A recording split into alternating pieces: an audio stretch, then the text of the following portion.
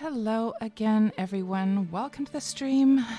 Now we're going to do part 2 of the adventure that we embarked upon last night as we did our regular Tuesday Wurm Roulette stream last night, and actually we never got it finished due to the fact that we actually, upon our explorations, found an abandoned deed. And then the rest of the stream actually went to just looting it dry. So I can just show you guys what we have here in the ship. So when I first left home, my ship was empty apart from a few empty rafts and empty crates. And yesterday I looted all this stuff that you see in addition to more crates. I looted all this stuff yesterday. Actually, let me just expand that one more time. All this stuff yesterday from the abandoned deed, and some of it is crap. Some of it's just I just took along with me for skilling up later on. But some of it is actually pretty good as well. For instance, there was this. Hold on, where is it again? Plate vambrace cerul, made from cerul, and also a chain sleeve made of cerul as well. And this plate vambrace is 77 quality, so that was pretty nice. And thank you to Muse on the Wurm forums, who actually notified me in in a private message that hey Cats, you missed that chain sleeve, the cerul chain sleeve, go get it. And so I did, actually. So thank you, Muse. Thank you for pointing that out. And I was surprised, actually. I thought, when I logged back onto the game and I headed back to that place, I had expected actually that Chabney would have looted that, because he's a grandmaster looter in the game. He loves to loot abandoned deeds, and he came sailing by, thirsting for some of that loot. So I was pretty sure that he had gone there and to pick through whatever was left. But I guess he didn't then, or if he did, he probably just didn't notice that chain sleeve.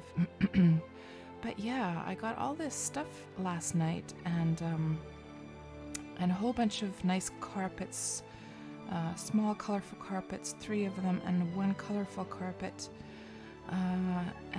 Yeah, so now my ship is actually filled to the brim with stuff. So I actually can't fit anything else in it at all. But that doesn't matter, because the purpose of this adventure is to actually reach this spot that we can see on the map in the lower right corner of the screen. And we're going to try and get there today, finally. And hopefully we don't bump into any other abandoned deeds, because then I'm going to be in real trouble then. So, yeah, let's raise the anchor. I'm all ready to go, and it looks like the fog cleared up. There was a really, really thick fog just a moment ago, and I was actually preparing to say in the beginning of the stream that, let's see how we can actually get through this. But no, it seemed to work out. Seemed to clear away just in time for the stream, which is very nice. Yeah, so while we're sailing, let me just open up the community map once again. And yeah, here is that map that we were looking, that we used to pick the destination last night. For those of you who are just watching this stream, or else who will later be watching the video on YouTube and don't know what the hell we're talking about when I'm talking about Wurm Roulette. So yeah, I press the button and then it will choose a random location for us to go to. Now let's just open up the Xanadu community map, and let's just see now. So the place that we have to get to is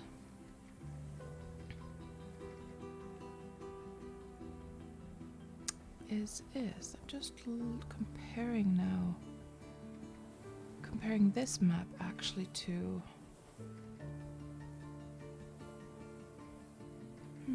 hold on now.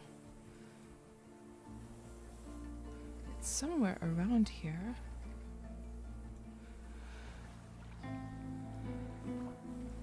Oh, over here, I think.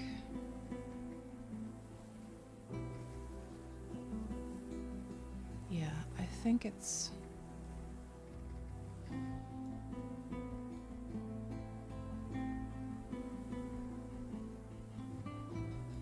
Let me just actually open that so I can get a better look. I think I did mark it down on my map as well. I marked it down right there, actually. So I seem to have the wrong image there on... do I have the wrong image there on the on the stream, actually? Let me just double check. Something fishy is going on here.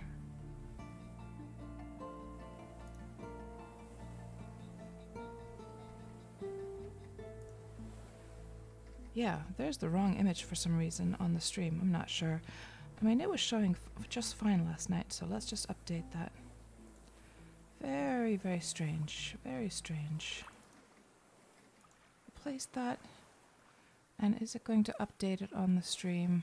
We shall see. Hello there, Fim. Nice to see you back again.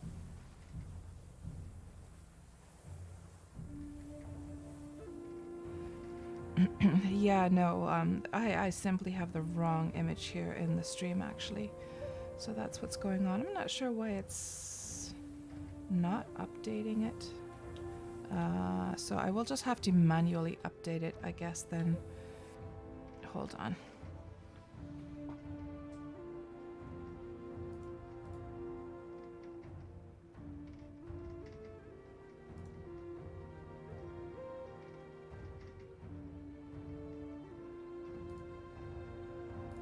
Oh, I see what happened, actually. So what Streamlabs has done is it actually fetched an image from the cloud. So it fetched one of the older images. That's annoying. Okay, so let's just fix that now. Let's see.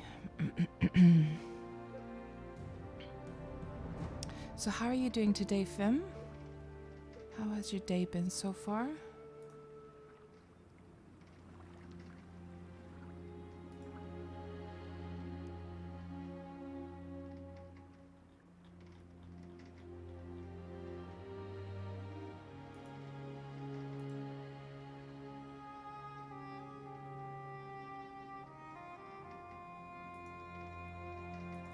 There we go. That should do it. There we go. That's much better. I was like looking at that map on the stream and I was like, am I losing my marbles? Because from where I'm sitting, actually, the monitor that has my stream showing is far away enough that with my glasses I can't actually make out like any text. So I couldn't see. So now we actually have the right map. But I was looking just at the shape of the land and it didn't look right, but now it's all fixed. So that's the destination we're going for. And now if we open the community map, this is gonna make a lot more sense. So actually what we're going for seems to be around this area over here. And where we are right now is down here. We've been sailing, so the abandoned deed was around here, if I remember correctly, or else there. And we've just been sailing through this area. And now we need to find... And this had a canal, yes. The idea was to take a scenic route all the way over. Okay, this does not have a canal. So we're probably going to actually have to go through here. And then through there, yeah. Or, alternately, we could go up... that's just gonna be a longer trip, won't it? Yeah, we should find, we should try and find this little peninsula there. So, I wonder if this deed has a name. Well, of course it has a name, but I'm not sure if it's in the community map or not. And you're doing good, Fim. I'm glad to hear that. I'm doing well as well. Just had my, actually just woke up about an hour ago, actually. Just drinking my morning coffee right now, even though it's already 3:30 in the afternoon here. So this place is called KatsPurr, and I don't think that's... Is that on the map? Oh, it is actually. Okay, so we just need to sail on ahead and just keep an eye out for this little peninsula from which we will know that we have to go around to the right hand side of it. Just 1 second, guys.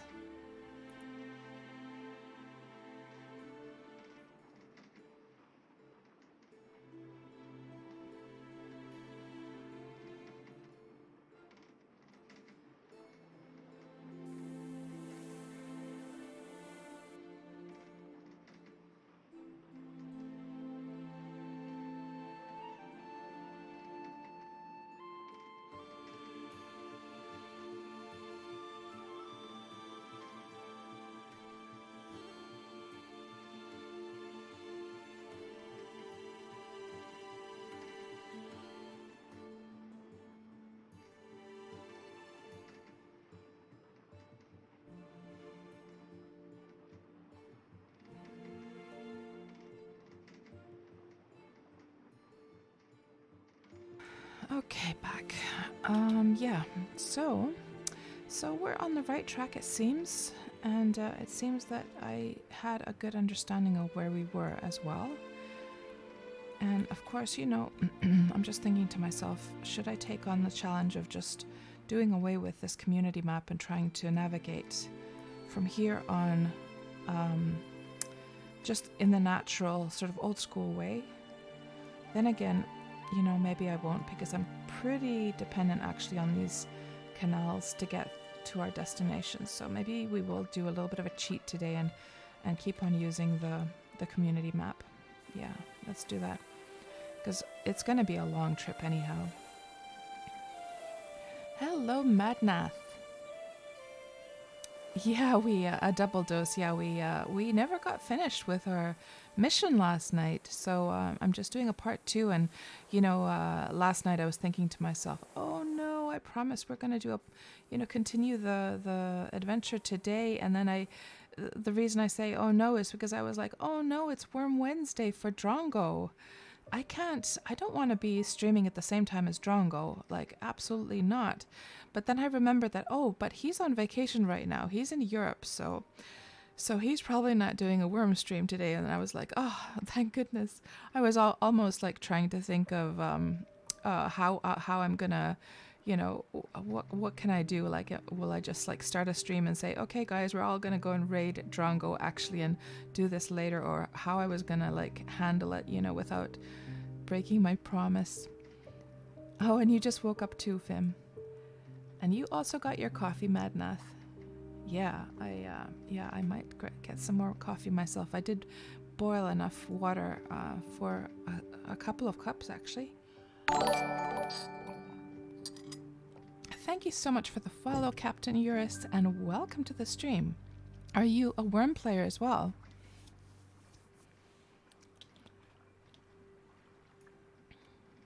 And we can probably just turn off these ugly old UI elements.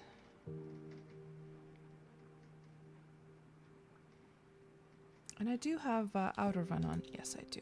You know, sometimes it's just so annoying. You're sailing along and then you realize that actually your boat was merely floating, floating in the wind, and that you were not actually you actually weren't like moving.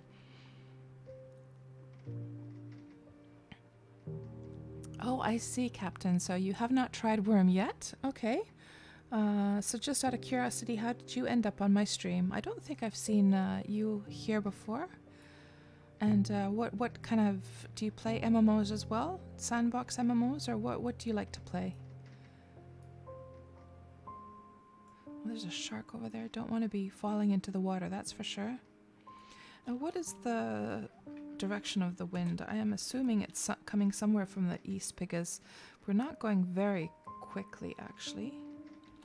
/ weather. A breeze is coming from the northeast. Okay, so we're basically going in the worst possible direction as far as speed goes.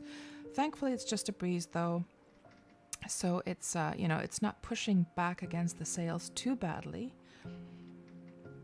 Oh, really, Captain? I showed up as recommended. How cool is that? How cool is that? I wonder how that recommended thing works. I mean, for a small streamer like myself, to come up as recommended, that just sounds. I'm sure it's just some some algorithm somewhere. It's not like somebody picks those in Twitch, but it's really cool to hear because that's not something that would sort of pop up so easily for a small streamer, right? And you as well, Weary Bard, really? Oh, and Stormfield as well for you. Oh my gosh, guys, that's so cool. That is so cool. So welcome to the stream, guys. So on my stream, I'm usually playing MMOs, specifically Sandbox MMOs. I'm an old Ultima Online player. I'm not sure if any of you are. And I mostly play Wurm Online, Legends of Aria, and I dabble with other games as well once in a while. I have been playing a little bit of WoW Classic. I still have my subscription open to WoW Classic, but I played WoW back when it first launched. And, at first I was really, really enjoying WoW Classic. It was just like I was so juiced to be playing and getting that nice nostalgic feeling. But it's starting to wear off a little bit right now. So, Wurm Online is a game I've been playing for almost 6 years. So this is just the game I keep coming back to. And I just never tire of this game. So we're back in Wurm. I usually stream these kinds of adventure streams on Tuesdays. So what I do basically is I have this map of all of the Wurm PvE servers, and then what I do is I've put together this little website here. So this is made by myself and with a little bit of help from Coffee is Life, getting a script so that we can get this button to actually pick a random location here on the map. And then so every Tuesday what I do is I go and try and get to that spot. So where we're trying to get to today is actually up here on the Xanadu map, which is the largest server, as you can see. So in Wurm, actually, these are all servers that you see. They're not islands, so you see the names of the servers there. And they're all servers, and you can actually sail over the server border to get to them. So Wurm is a sandbox where navigation is, or shall I say, exploration is completely seamless. Every single inch of this world that you see, the mountaintops, the seas, everything, you are able to explore without any boundaries, any invisible walls, there's no loading screens to enter subservers. You can tunnel into the mountains and make canals and tunnels. Oh my gosh, what is this thing? And then players can build, everything you see here that's man-made, that's all made by players. So players actually made that, and that looks really interesting, actually. I've never seen anything quite like that. And the way that the buildings are built in this game is that it's wall by wall, floor by floor. And there's a whole bunch of different building materials. You can dye you can paint the bridges, it seems. I didn't even know you could actually paint bridges. So somebody has painted these stone bridges this kind of brown color. That looks really cool. My goodness, I've never seen anything quite like that in Wurm.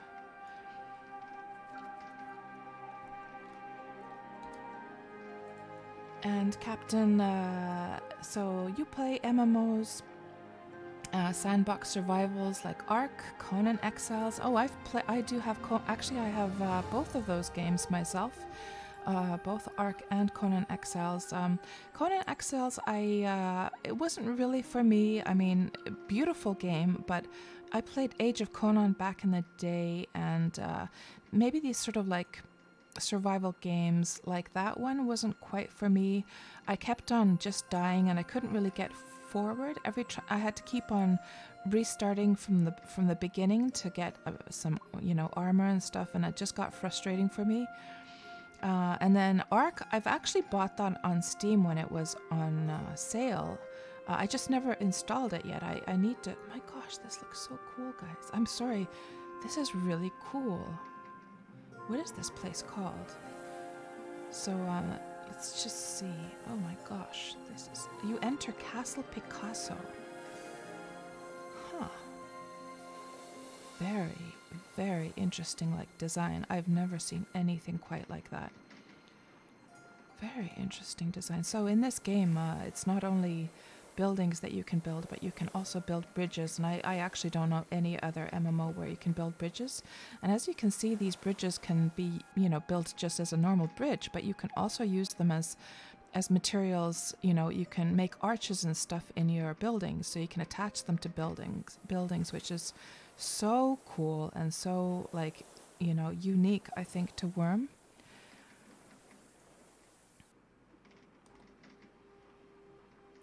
So, Weary, I'm still catching up with the chat. I will read through it all. So, Weary Bard, you were saying, tell me a little bit about this game. So, if any of you have, okay, how can I put this shortly? Okay, so first of all, let's start with Ultima Online. If any of you have played Ultima Online, which was, you know, the first proper sandbox MMO, commercial sandbox MMO released in 1997, and which is still up and running. If any of you played Ultima Online, the way I see Wurm is that this is like a very much like a 3D version of Ultima Online. The skill system is almost identical, except that this game doesn't have any skill cap. So you don't level up your characters like you would in World of Warcraft. Instead, you have a list of skills, and I can just show you guys how many skills this game has. It's just an amazing amount. So all of these skills, they go from 0 to 100. And so instead of leveling up your character, you instead do stuff in the game. You build yourself, you know, a table. You get carpentry skill. You do some fishing. You get fishing skill. You make yourself a cake. You get cooking skill. And so, just to give some idea of how many skills this game has, you can just see me scrolling through this, and it's quite incredible, actually, the amount of skills. As you can see, like, I've been playing almost 6 years, so it takes a long time to actually get them up to 100. The highest one I have so far is digging. Where is digging? Digging, where are you?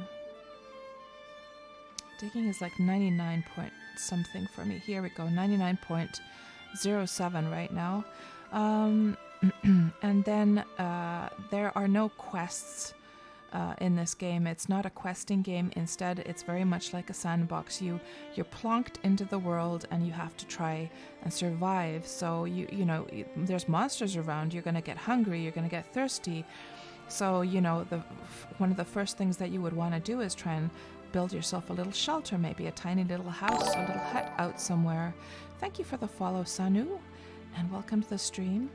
And, you know, build yourself a little forge, make some tools for yourself, and so forth. And then, you know, it all goes forward from there. And things that you can do in this game, which I really love. Well, first of all, you see I'm sailing on this ship. This is a Nar. And you can see there's different types of boats. These are all hand built by players. So for me to build this Nar, I had to collect a whole bunch, like hundreds and hundreds of little bits and pieces. You need so many different parts to build a larger ship like this. That little rowing boat, that again is something that a newbie player can actually build in a couple of days. And then the game is free to play, but you know how the skills go from 0 to 100? Well, there's a level cap of, or a skill cap of 20, so you can play the game freely, but your skills will stop at 20 unless you pay premium for your character, and then once you're premium, you can continue skilling up or, you know, raising those skills. So in addition to, you know, building your own ship and going out sailing and fishing, you can also catch animals in the wild. You can bring them back to your deed. So the plots that you own in this game, they're called deeds or settlements, and you can decide how large or how small most of the land, like if we look at all of this land that I'm looking around, I would say 99% of all that is just free land, just free for the taking. You can found your deed in like all of that is just probably just wilderness, right? So there's lots and lots of space, lots of freedom to find a beautiful spot. You could make your deed at the top of a mountain. You could dump a pile of like dirt into the middle of the sea and make an island. So the game is terraformable, and actually I sort of went a little bit more forward than I meant to. So when I was talking about Ultima Online, well, I also meant to mention that Wurm is actually sort of like Ultima Online and Minecraft had a baby together. So you can terraform in this game, and players can also change the biomes. So you see grass in that spot, you see moss there, you see trees. Players can change those to sand or to tundra, So players can change the biomes and terraform, and technically it is absolutely possible that players, if you got like thousands of players together, they could actually surface mine this mountain all the way down to the ground into the water to create, a crater into the water and make a lake there if they wanted. It's technically possible. It would take years and years and years, and it would just be an impossible thing. But there's nothing stopping you technically from doing that, actually. So that's pretty cool. And speaking of Minecraft, so we all know that, of course, Notch is the guy who made Minecraft back in the day, but this is actually made by Notch. So before Minecraft, Notch and his buddy Rolf, they were making Wurm Online. And then they so that you will see a lot of similarities actually to Minecraft in this game. So anyhow, yeah, they were making this game together long time ago. So Wurm is, over 10 years old, more than 10 years. It's oh gosh, maybe Madnath would be able to say how old this actually is. It's really old. But so they were making the game together, and then they sort of wanted to go in different directions as far as the design. So Notch left the team and he went off and made Minecraft, and Rolf continued working on Wurm. And actually, just so you know, Wurm is going to be launching on Steam in a few months as well, and they're going to be starting a brand new fresh server there also. Okay, I'm just going on and on. Let me just check what you guys are saying in the chat here meanwhile. And Weary Bard, you played Yule for a little bit until EQ captured you. I see, yes. Actually, a lot of EverQuest players do like this game as well. Madnath, you have 9 accounts running right now. Oh no. What are you doing, Madnath? Are you mining into a mountain or something like that? And Stormfiel, the WoW Classic, wore off quickly for you. Yeah. I tried playing again last night. It was just like, oh man, I had to really like force myself. And Weary, you were also playing WoW Classic and you already canceled your sub. Yeah, I need to do that as well.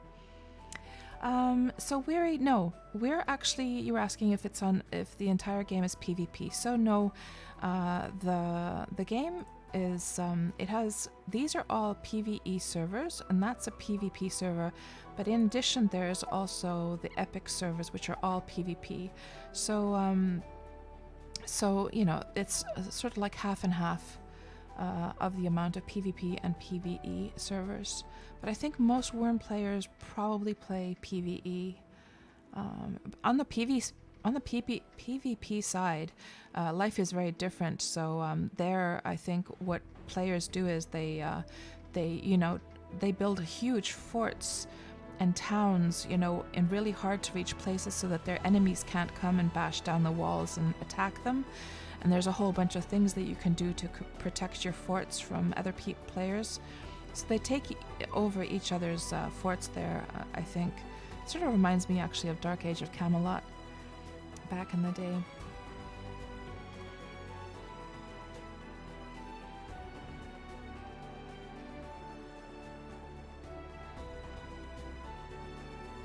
And hello there, Terva.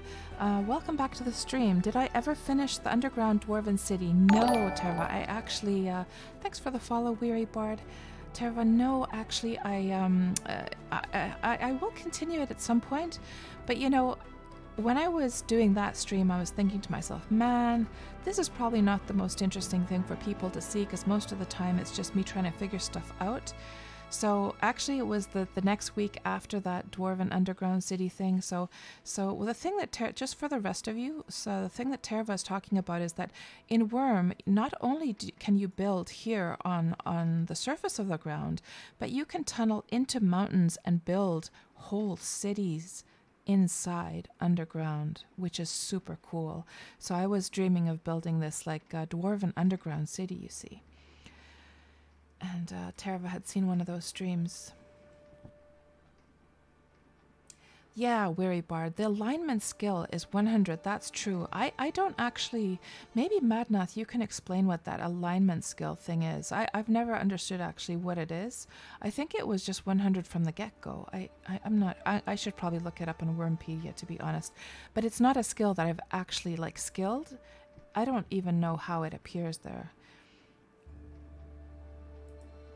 Madnath, 10 body strength ahead of me. Hello back, hello Du Jensen. And you know what, Du Jensen, I forgot to completely mention this new founder future of Twitch. So have you noticed? I guess you noticed that little first icon that you have next to your name. So you were here in the very beginning when I first started streaming last fall. Son of Light. I see. Sorry about that. And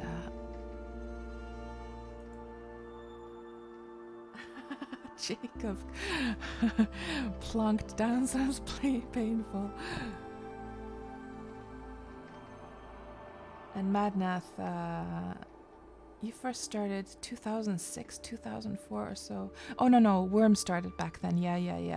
Yeah, I guess it was officially launched in 2006, but it had already been, you know, open to the public before that.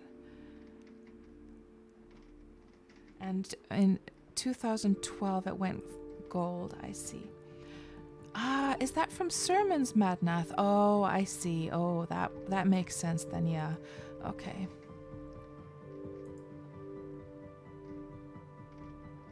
And Weary Bard, you have a work call coming up, but you'll be back later. Okay, I will talk to you later then. And glad to hear that you're enjoying the stream. And hey there, Raylon V, and welcome to the stream. Can you play co-op? So this is an MMO. So that means, you know, all players can work together, for sure. So it's not like a survival game, like these sort of... so it's an MMO instead of like a survival game in that respect.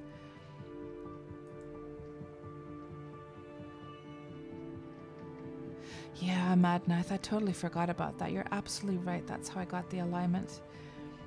And hello, Emery. So you started Wurm last night, did you? And you crafted a small chest and a fishing rod last night. Oh, that's awesome. So Emery was just here on the stream for the very first time last night. You came onto the stream and or into the chat, and you were explaining that you have Wurm Unlimited, and then you were watching me play Wurm Online, and we explained the differences to you, and you sort of discovered that, oh, there's like an actual MMO version, and so you decided to start up a character last night on Wurm Online. And you noticed the badge. Very nice, Du Jensen. It looks very fancy schmancy. And it took quite a while indeed, Emery.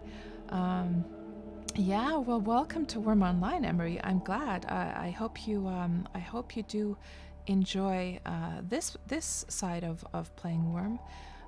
Yeah, so let's. I finally caught up to chat. Let's just have a look here. But yeah, Du Jensen, I mean, check it out. And Madnath, I mean, you old Wurm players who are here in the stream, check out this cool place. Is that not like the most unique thing you've ever seen? That is so cool. I've never seen anything quite like that. Yeah, so, so what was this? Castle Picasso. I don't think this is mentioned on the... Is this on the community map? Nope, it is not there. But let's not miss the... We're looking for this canal right here. Now, I'm almost feeling that that could be it, that spot right there. Because you see, there's a very high mountain right here. And there's a big mountain over there. So I have a feeling I need to head over here.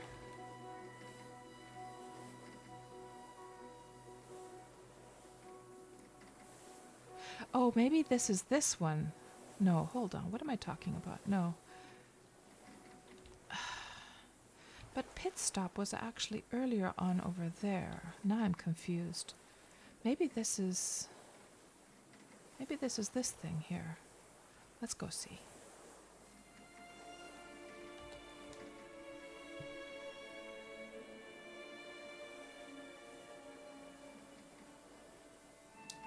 And Jacob, thank you so much. That's very sweet of you to say. Have I thought of doing voice acting? No, I have not, but a lot of people tell me that I should do audiobook, like I should read out audiobooks. So I might just, I don't know, like so many people actually say that I've been considering that should I make like a YouTube channel where I read out these public domain like books out loud or something like that. I might consider doing that.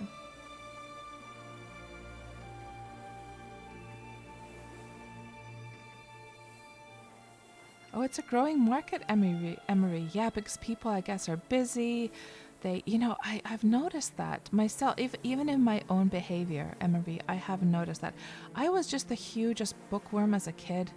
I loved reading books, but these days it just feels like life is so busy that it's so much more convenient to just put on an audiobook, listen to it while I'm, you know, do the multitasking thing, which I'm sure is very familiar to all of us.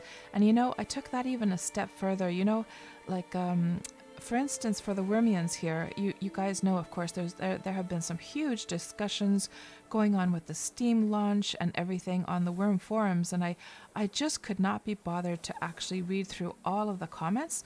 So you know what I did, guys? I actually installed this kind of add-on, Read Aloud, a text-to-speech voice reader. So let me just show you guys like a sample of that. Let's just see here. Let's go to Wurmpedia, for instance. And if I can just sample that for you guys so you can see. I never knew that you could get these extensions. Main page.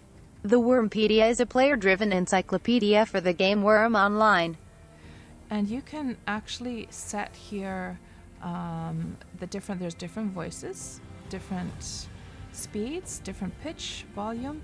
So this thing is, if anyone is interested, it's for Chrome Read Aloud, a text-to-speech voice reader.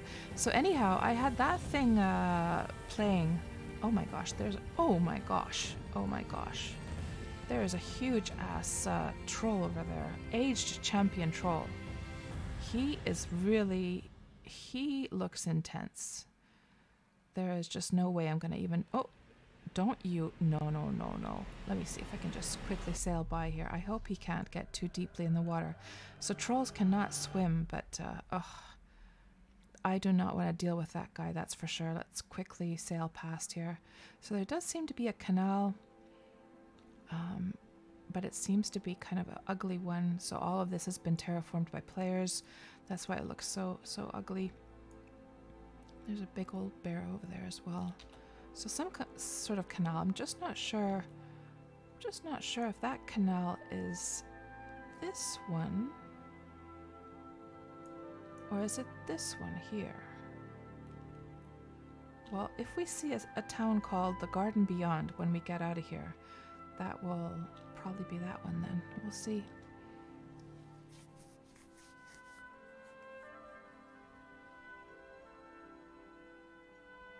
Madnath, can you read me the history of Japan? Yeah, Madnath is just, it's sad to see that there's, you know, always these negative people sort of coming there to, you know, personally I feel very hopeful about everything that's going on with Wurm right now. Yes, there's some big changes, but I think they're changes towards the, you know, a better situation for us. So yeah, it's unfortunate. There's always has to be these sort of like negative people bringing down the atmosphere of those forum threads.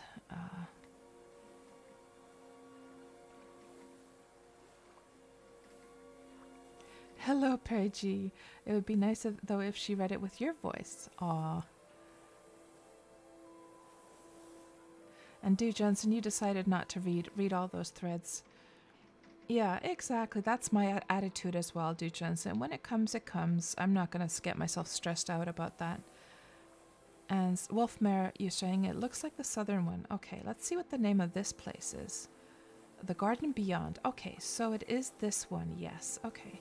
So let me just... Actually, it's a perfect one. We can go through here. So let's go through here then.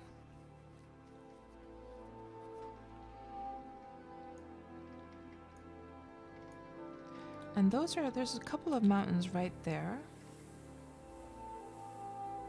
So we've just come through here. I'm assuming that these two mountains right there. Let me just put this full screen. It's probably these two mountains. And so I'm assuming we should try and get through between those two. Let's just turn off the UI again. Have a nicer view.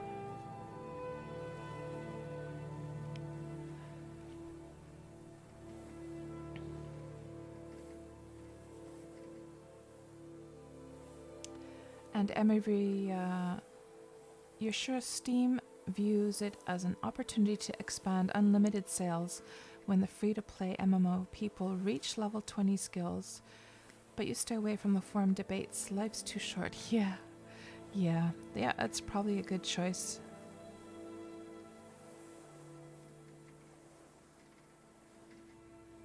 And there seems to be a mountain top that doesn't have any deed at the top, because what a lot of players like to do, for those of you who have never played Wurm, a lot of people like to actually make their houses on the tops of mountains and claim the tops of the mountains. That one seems to be free though. I don't see... Let me just use my spyglass here. And I don't see any sign of like human habitation up there whatsoever. So yeah, if anyone wants to make themselves a mountaintop deed, there you go.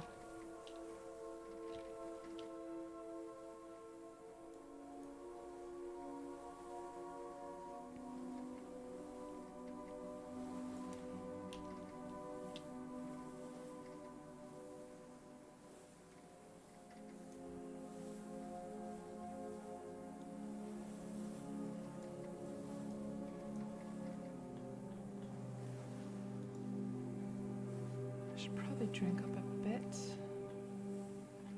Now, where did my water go? And my barrel as well. Or are they in the ship? They're possibly in the ship here. Yes, there they are. And I have some... It seems I have some moldy meat meal. I should... I wonder if I'm able to eat that. Let me try. Yes.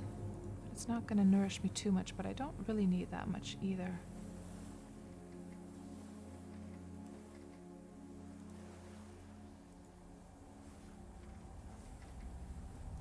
So Emery, now that you've started here in Wurm Online last night, do you have any first goals that you want to do? Are you gonna start making a house, or try and like found a deed somewhere, or make a ship for yourself, or what are you aiming for first?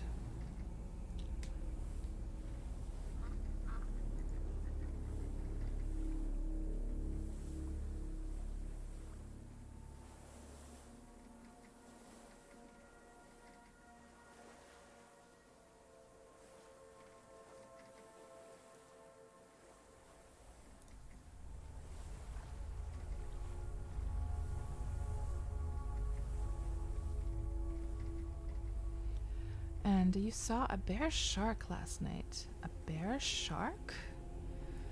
There's sharks and there's bears, but I haven't heard of a bear shark. So you would like to make a recreation of a Viking homestead, then a longship. So longhouse and then a longship. That sounds awesome. That sounds like a really nice little plan.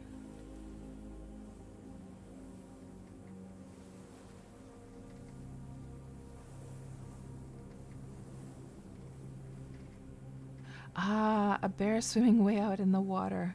Yeah, the bears do tend to swim around. Also, so most of the monsters actually, for new players, you can sort of stay safe from the monsters for the most part if you go into the water.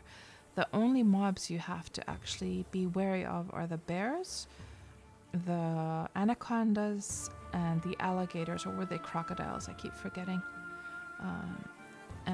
Because they will actually follow you into the water. Now, what is that up ahead? Is that a cow?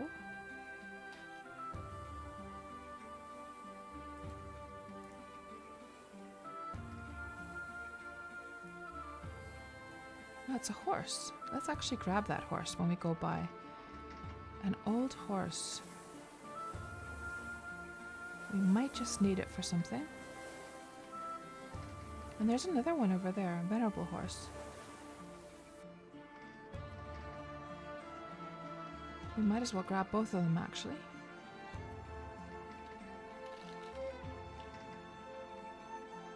And what's that over there?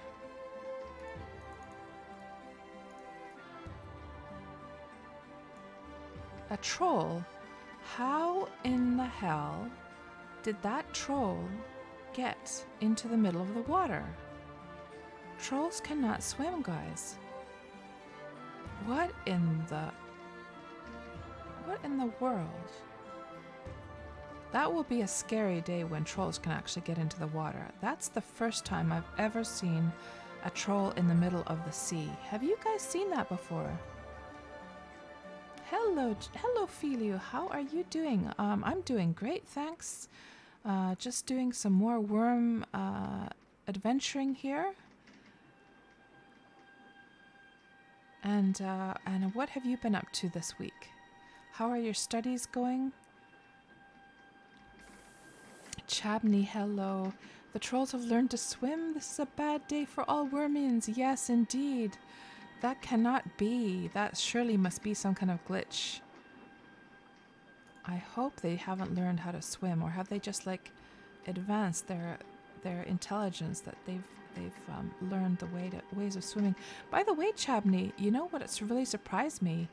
Last night I logged back onto the game and I went back to that spot where I looted all that stuff from the abandoned deed, and I was really surprised to see that you hadn't been by there. I was absolutely sure that you sailed by so that you can go and pick at the leftovers, but I didn't see any sign that you would have been there. Because you know what I left behind there?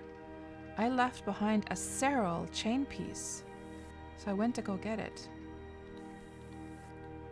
Let's just grab this horsey as well. There we go. Now we have 2 horses in case we need them, which we can just lead behind our boat.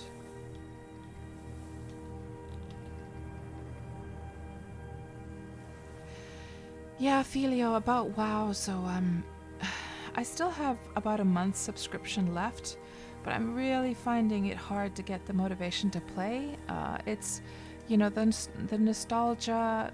I was super pumped in the beginning, but the nostalgia is starting to wear off now, and it's just starting to feel like, not this old quest again that I've done a million times before. Are you still playing, or were you playing WoW Classic? I can't remember now. At least I haven't seen you streaming it. And you have it's the fall of the Suslama, the fall break right now. School is boring but progressing.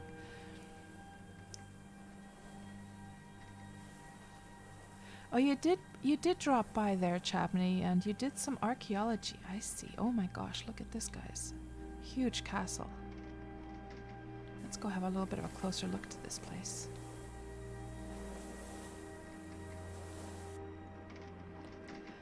And Chabney, the whole place had been picked clean. There was nothing for Chabney but a load of fragments and the odd deed token.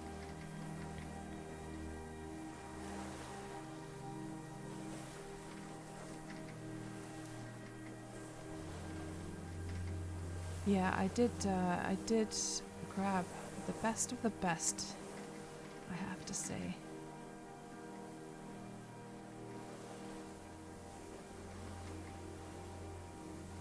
Now that castle, Sissy's estate, that has been a huge bit of work to make that.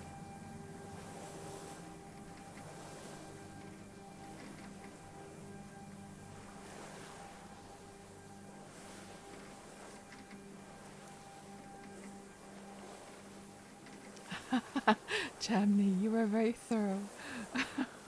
Aw. Are you still bitter that you lost the opportunity to get some carpets? There's another horsey over there as well. Now look at this place. That is one massive castle. Let's just go have a little look-see inside. Oh, and they're still working on it. Oh my gosh. So this is still under construction over here. That is huge.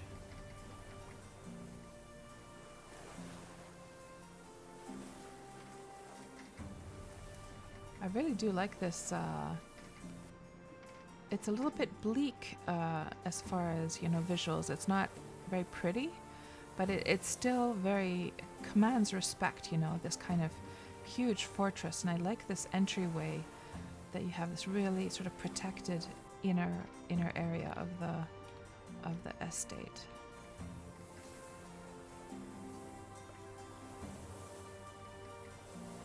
Well, we might as well grab this horse as well. Not sure why there's a whole bunch of they're just wild horses, I guess, but just in case we need them for anything. So whereabouts am I now? Asks Stu Jensen. I am assuming, yeah, Global Mountain, you see. So this used to, this place, okay, hold on, let me just grab that horse. There we go. So it looks like this place used to be called Global Mountain. You see the same, you can see the same design right here actually. So somebody else, it seems, has built this back in the day. Then another person took it over and called it Sissy's Place, or whatever it was called. Sissy's Estate. Possibly? Or what does it say here in the event window? You enter Global Mountain, you leave Global Mountain. I see. Okay, so it is actually Global Mountain still. So maybe this building...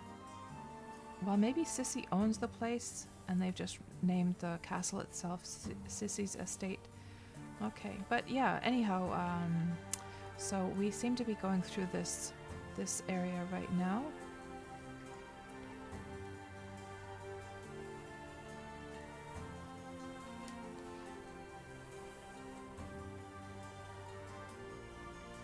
Oh, nice, Filio. You ordered some new graphics for the stream. You got 2 new emotes slots to fill. Very nice. And Filio, yeah, I know how exciting it is with those new emote slots. I had also gotten 2 emote slots recently, and I just got my emojis, my 2 new emojis, approved last night, or yesterday, not last night, but yesterday. So now we have this one and this one.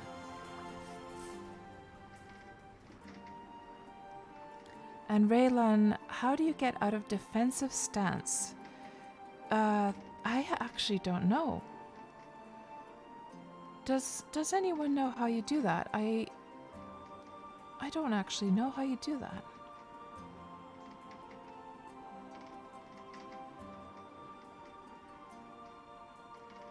And a Weary Bard, you may have to check this game out. It looks like your style. Yeah, so Weary Bard, what has been your sort of favorite MMO ever? Were you the one that you liked EverQuest back in the day? I can't remember now. There was like several of you who had just joined the stream or just came into the chat, and expand the fight options window.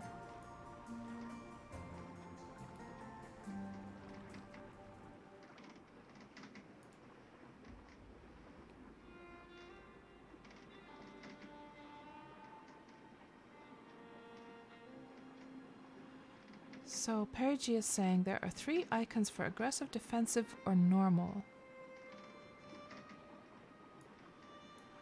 So this cannot be expanded, at least. But I'm guessing this is your Perigi. You're saying it more for Raylon, and they might have the larger window open. Defensive, normal. But doesn't that just change your method of fighting and your mode of fighting, rather than the getting out of the fighting stance?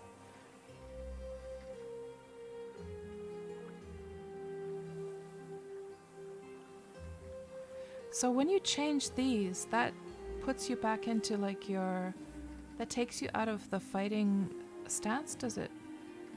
I never knew that, actually.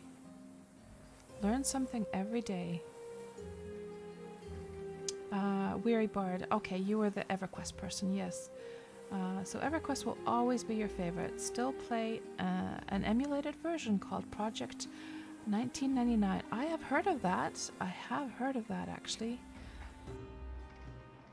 Yeah, and I know several people who are just die-hard EverQuest fans, and they Ultima Online is that game that I always talk about with so much love, and it was my first MMO love, and I know a lot of people for whom EverQuest was that game that they always sort of reminisce about and have a lot of emotions and feelings and nostalgia about.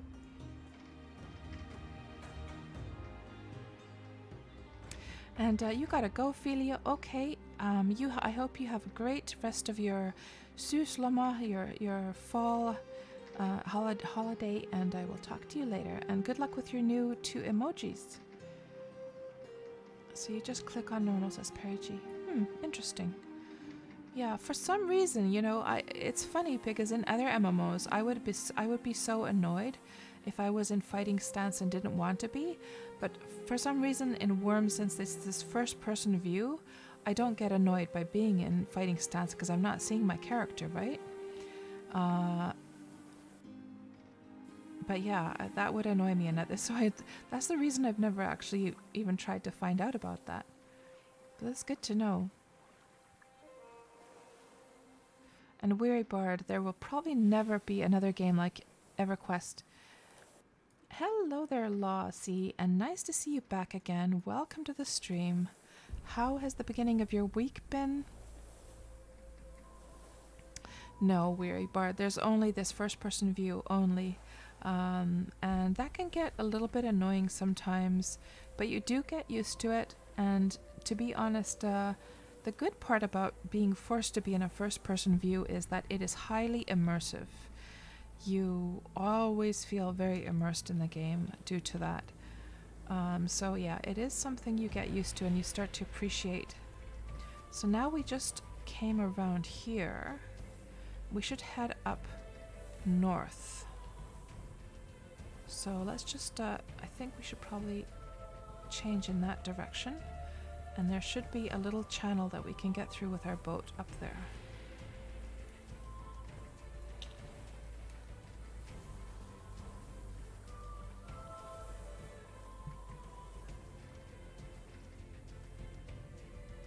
And do, Jensen, to go out of fighting, just do a no target. Ah, is that the way you do it? Okay.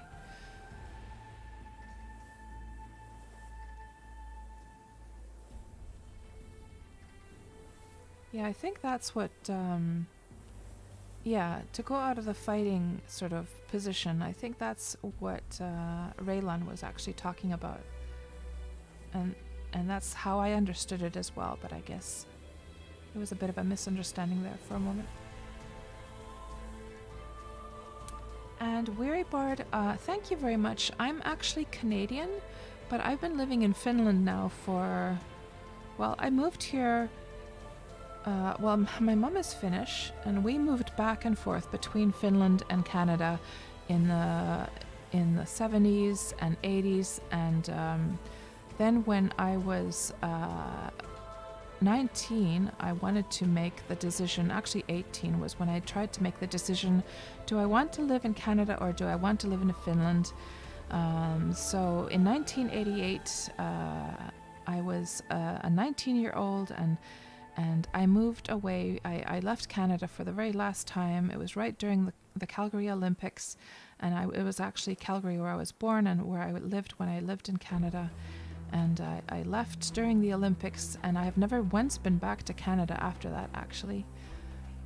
But, what tends to happen since I've been living here in Finland for such a long time is that my English gets rusty sometimes. Like sometimes there's just some word that is somewhere lodged in the back of my brain that it's on the tip of my tongue and I can't quite grasp at it.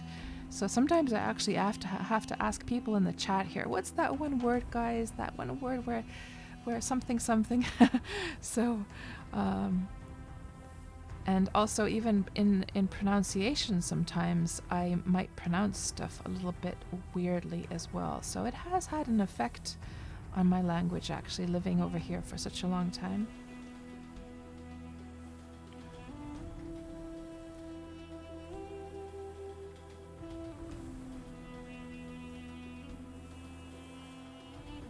So, Weary Bard, whereabouts are you from then? And you're so jealous. You'd love to move over there somewhere, Finland or Denmark, etc. Fim, can I speak Swedish? A little bit.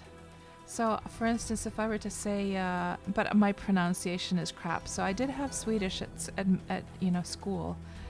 So I can say something like, Jag heter Andrea. Which would be, my name is Andrea. Let me see, what can I say? Jag vet inte. I do not know. I think that's what it was. Tack would be thank you. Hej på dig would be sort of like hello. Just these little phrases. Yeah.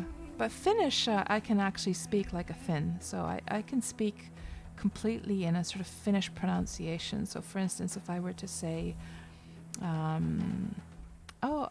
if I were to say, Daji, moi, kiva nähdä sua täällä streamissa taas. That would be, hello Daji, nice to see you back on the stream again. And hello Daji. Daji is an old Ultima Online friend of mine.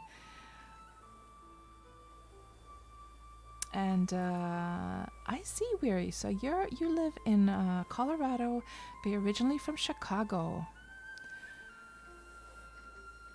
And I've been watching a lot of YouTube videos regarding Colorado. I'm trying to think now. I've been watching a lot of videos about the Watts case, and then there was also.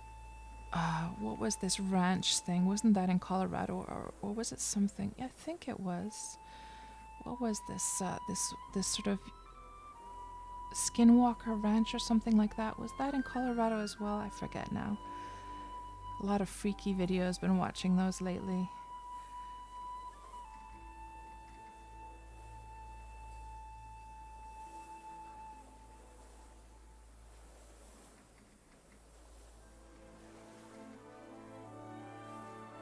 And Madnath, yeah, I'm Canadian, yeah. Isn't Finnish meant to be super hard to learn? Lots of people say Finnish is very hard to learn, but I disagree. And here's the reason, okay? So you know how in a lot of languages there is a feminine and masculine? Finnish doesn't have anything like that. Then, you know how in English, for instance, there's a million, bazillion, gazillion ways to pronounce different letters of the alphabet. Well, in Finnish, once you learn the alphabet, everything 100% sticks to that alphabet. There are no extra rules. There's no, or I should say, there are no, and here we come to this point where I'm actually stumbling on trying to remember that word. Exceptions, that's the word. So there's no exceptions whatsoever in the Finnish language. So once you've learned the alphabet, you are able to pronounce any Finnish word, and you don't have to worry about there being any special rules or yeah, exceptions to that. And then let me see what else. Now, one thing that does make Finnish perhaps a little bit hard is the fact that it is not very related to any other language. It is distantly related to Hungarian apparently, and I have no idea how or why that connection came up. So maybe there are some words that are kind of similar to Swedish a little bit, but it's very much its own little language. So you're sort of starting from scratch when you start to learn Finnish.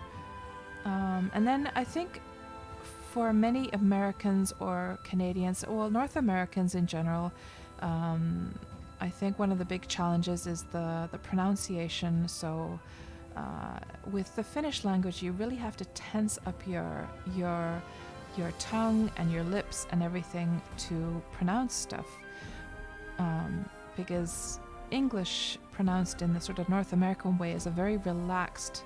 Your mouth is very relaxed when you speak English in a North American way.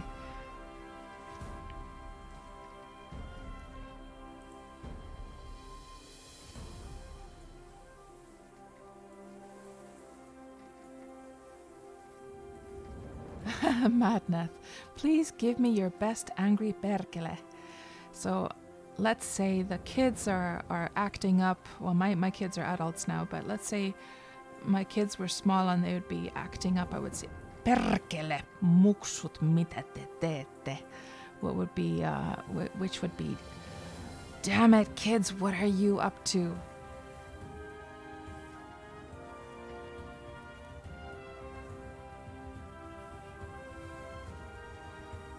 And Manath, you and your friend would say it to each other when you see Finnish online. Finnish anime characters when we were in Japan. Oh my gosh. Finnish anime characters.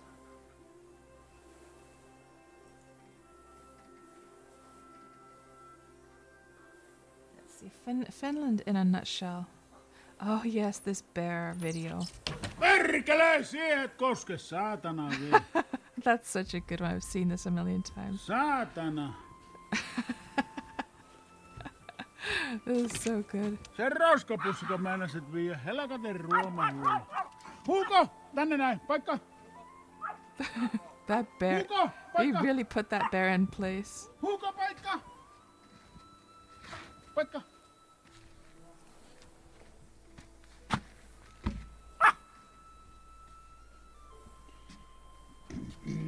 Minähän nyt siitä. Saatana. Saatana. Sinua tällä harjalla lyön. Perkele. Jos tuut tänne. That's so funny.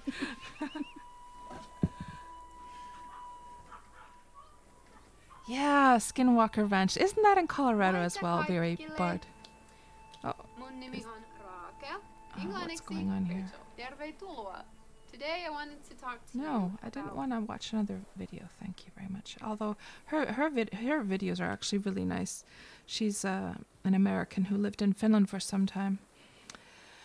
I've been watching her videos. Actually, they're quite nice. Now, am I lost, guys? Hold on. Let me just check here. Let's just check this community map now. Oh. Okay, so that thing over there is probably this thing over here. So that means that there should be... Huh. I should look for a very long mountain like that. Could it possibly be this thing right here?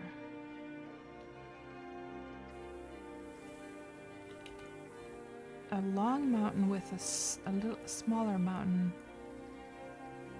Oh gosh, I think I'm lost, guys. Well, let's just sail over here and see what we find. There's a whole bunch of step tiles, and that's step over there. Okay, I think we're right on track. So these sort of olive-colored tiles, that's step, which would be this stuff. So there should be a little canal right there. Hopefully, we'll see.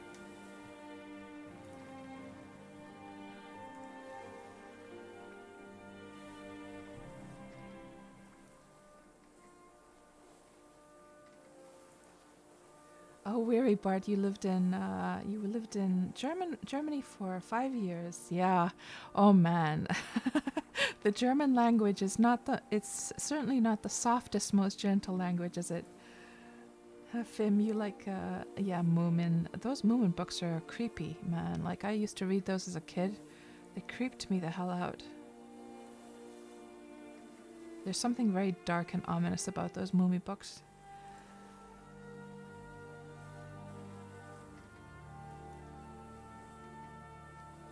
Madnath, you have a friend from Finland. His Wi-Fi USB dongle would overheat a load, so he taped it to his window to keep it ice cold. Oh, that sounds a little bit. I mean, wouldn't the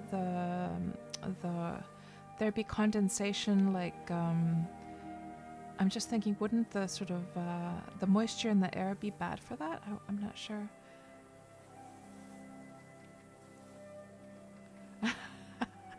Weird. German sounds a little bit like a train wreck. And Wolfmare, looks like I'm heading in the right way. Watch out for the woodworm. Woodworm? You're scaring me now, Wolfmare. What is a woodworm?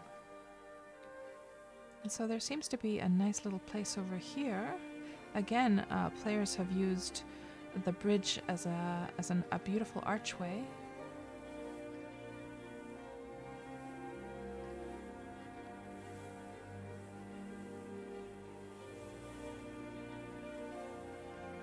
Don't want them making speed holes in your boat. What are you talking about, Wolfmare? You're scaring me now.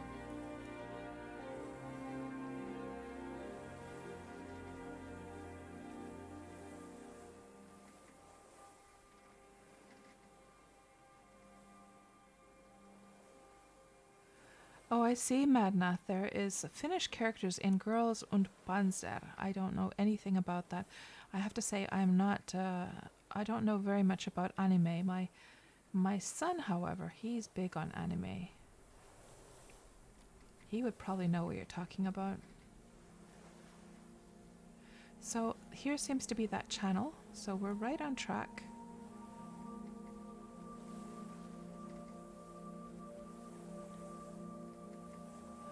You forget the name of the player, but there was a running joke about his shipbuilding and adding speed holes. Oh, right, Wolfmare. I don't know anything about that. So, Madnath, the commander in that anime plays the Gondele in the tank during combat. It's great. Cool. And Fim, it's all cartoons to you. Yeah, I've been trying to acquaint myself with anime, guys. So you would be very proud to know that I would oh gosh, what was it called again? I actually bought my very first anime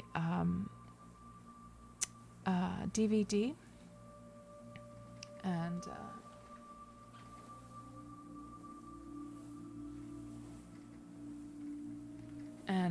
a Blu-ray at that. Now, what was the name of the? Gosh, what was the name of the video or the animation movie? Now I'm trying to remember. I have it on my shelf somewhere. I'll have to go check. But it was the one that they did a real life movie of with Scarlett Johansson. Scarlett Johansson, I think.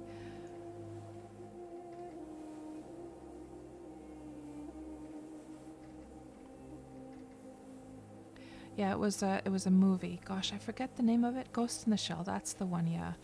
So a workmate of mine told me I have to see it, and so he actually lent me his video, his DVD, and so I watched it and I was just mesmerized, and so I decided that I want to buy it for myself actually, and then I also watched the Scarlett Johansson movie, which was beautiful, but I felt that the movie didn't really capture the essence of the anime. Like I prefer the anime 110% over the movie. It's beautiful, the movie, but it doesn't move me at all emotionally, to be honest.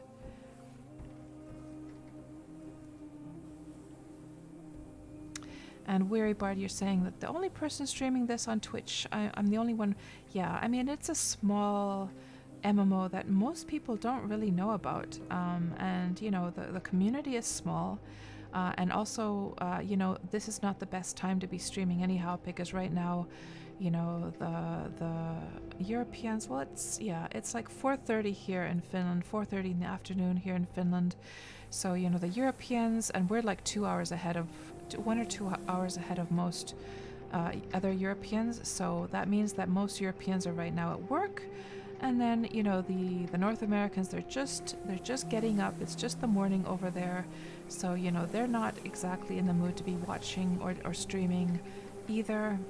So it's not the best time to be streaming, actually, but most likely in the evening, we'll start to see some more worm streams up and running. And actually on Wednesdays, I have to say, usually I would not stream Wurm on Wednesdays because Bloody Drongo actually has his Wurm Wednesday streams every Wednesday, and right now he's actually traveling, so that's why he's not streaming today. Let me just check where we are. Okay, so we're going here, I think. So now we just need to get up here. Let me just zoom out and make sure. Yes, that seems like the right way to go. So we should probably try and aim for the middle of this area so we don't get sort of caught up in this bay over here. There seems to be a man-made island right there, guys. So that seems to be an island that somebody made by dumping like dirt into the ground, because it's just a square. I have a feeling that is.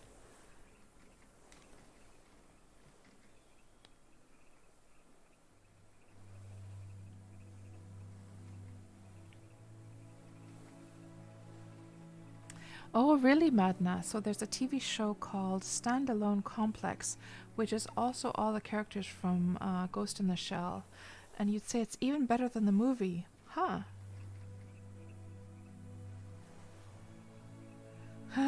Perry G, want to sell. GPS, 99 quality. Yeah. Well, I have to say, I'm glad that Wurm doesn't... I'm glad that Wurm sort of forces you to look at the landscape to navigate. I'm happy that this game does not have what you see in most games where you would actually see a marker of where you're actually moving, because this is half the fun, right? Looking at the land and trying to match it up with the map and figure out where you are.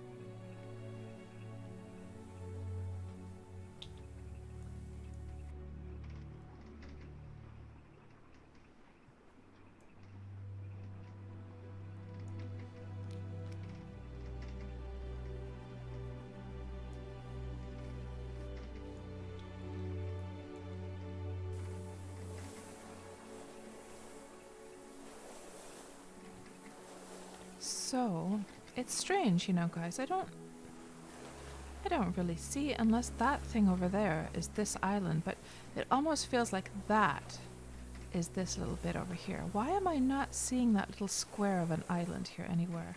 Unless somebody has just, like,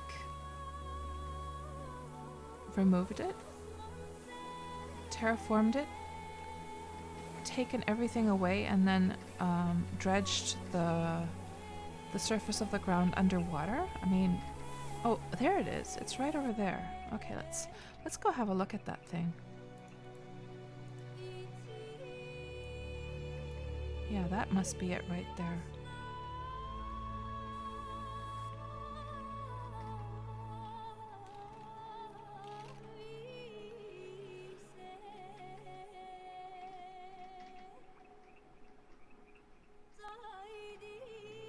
Oh yeah, I thought I had forgotten something, so I just wanted to get you guys Bloody Drongo's Twitch. Bloody Drongo. Here we go.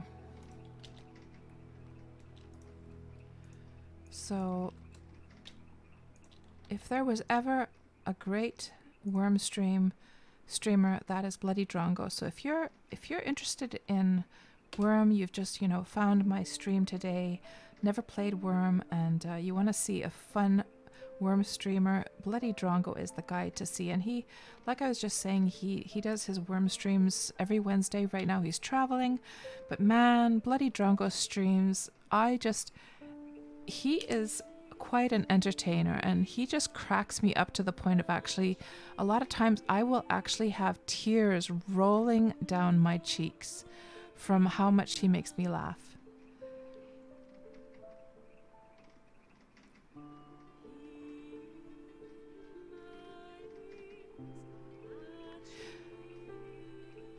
And Perry G, yeah, I don't know, like, I don't know if that would be that much work, really. I mean, okay, hold on. Actually, yeah. So, most likely that is just one tile versus 4 times 4. That's probably just one tile, so this would probably be, I don't know. Let's see. 1, 2, 3. What would this be? Maybe 30? No, maybe 50 times 50 tiles? Not impossible for somebody to put that all underwater, actually. But yeah, that must be it right there. Let's go have a look. But it definitely looks like it's man-made.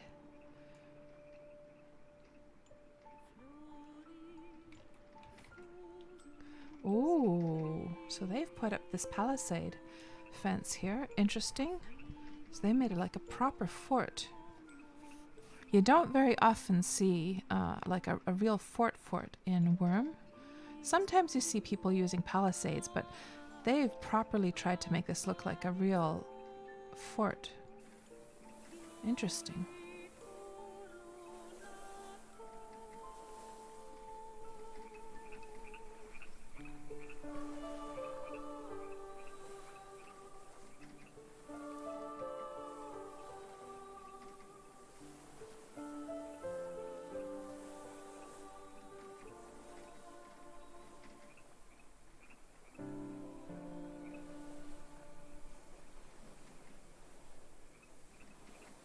And I really like how they've made these sort of towers on the 4 corners of it. Really gives that sort of fort feel, doesn't it? And it matches the palisade fences quite well as well. Surprisingly well, works together.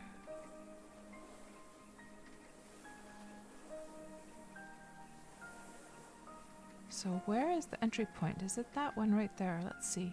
That looks like it might be the entrance.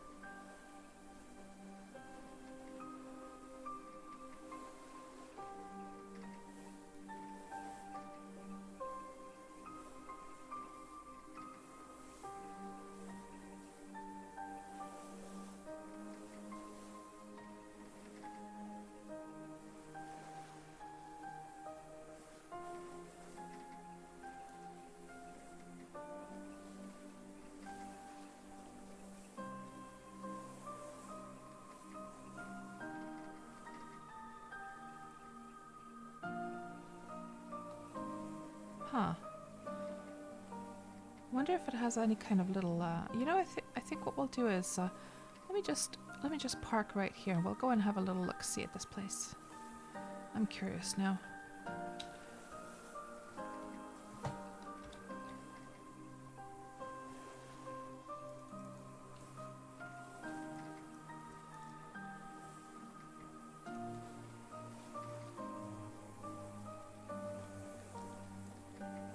I'm not the best at parking my ship, clearly. Let's try and do this a little bit more stylishly.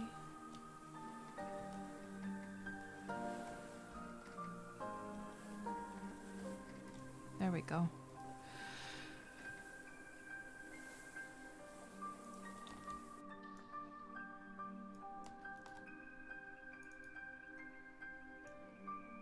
Yeah, let's go have a little look-see now.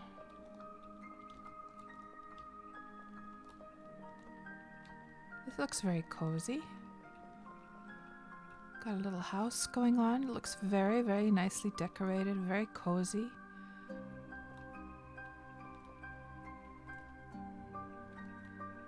Can I actually go in here? No, it's all locked up. I'm gonna have to be careful with those horses so they don't get stuck in the corners of the walls. They have a nice little pasture area here. A smithing area over there. Just some basic furniture inside. But it's a very cool, like, fort, I have to say.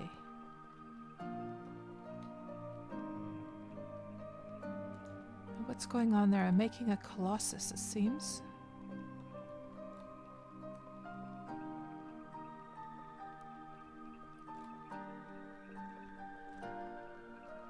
Very, very nice. So yeah, so they don't have a proper, like, dock at all. A harbor.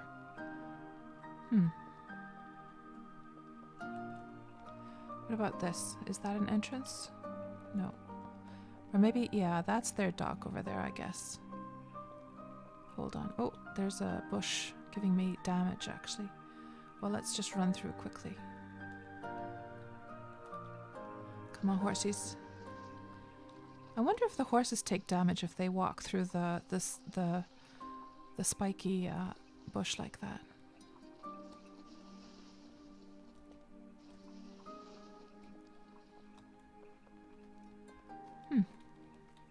Neat.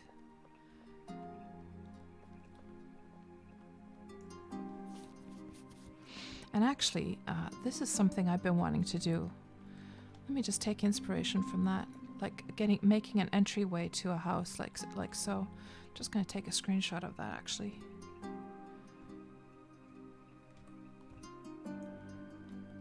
To make a little ramp up, just so I can see the distances and everything to make that work. Okay, very nice little place. What's this place called? This is Mirage Shed. No, that's the shed. Hold on. Village of Mirage.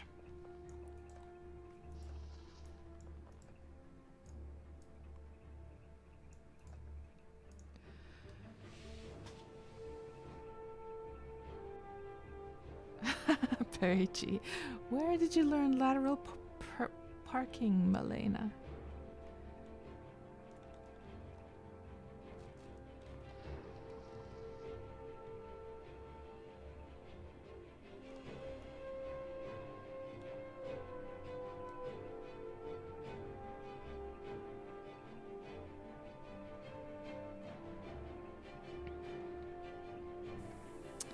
Yeah, that was very interesting to go in and inspect.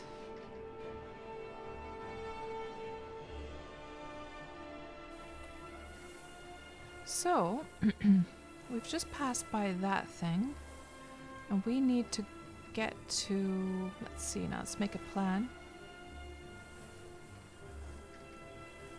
So we need to get up here, which means we need to get to this lake area. Hold on, I'm lost again. Okay, we're going here. So we need to get here, go up here, and go through here. Yeah, okay. So we need to get past this island that we can see right there. So let's just get to the right side of that. I'm assuming that is this island right here.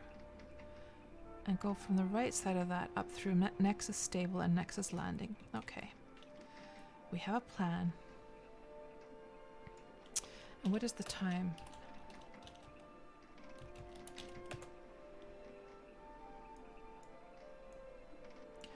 It's 21:18, so it's gonna just get darker and darker for a while, I'm afraid.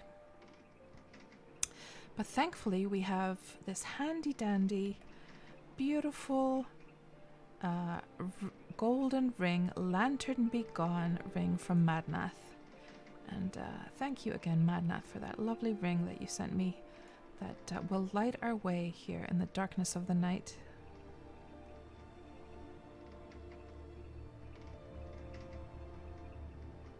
What horrible map is that? That is the Xanadu community map.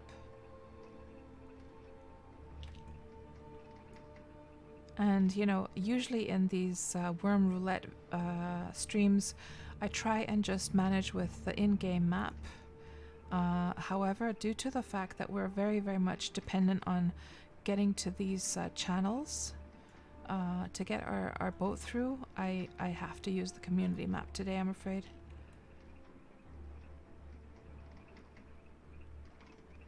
Xanadu. Aw, so much hate for such a great server. Although I will admit, though, the lag that you experience when you're sailing is very pooey indeed.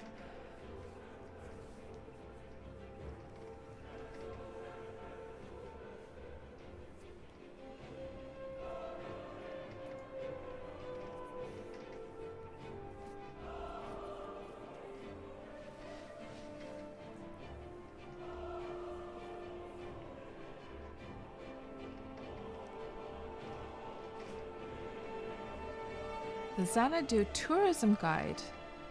I have not heard about that, Madnath. What the heck is that?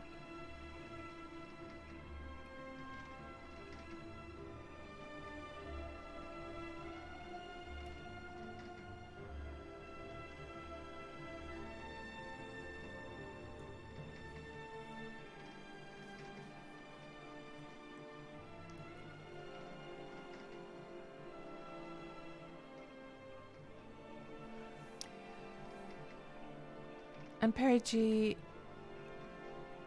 you're most sure that you have actually heard about that, have I? Xanadu Tourism Guide. I have not heard about that, no.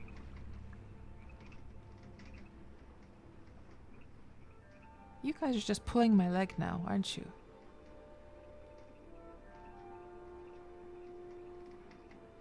And Do Jensen, not Celebration though. Yeah, you know, a funny thing about Celebration, Do Jensen, well, not really Celebration so much, but just the smaller servers. So this guy's YouTube channel that I mentioned yesterday, let's just look him up again.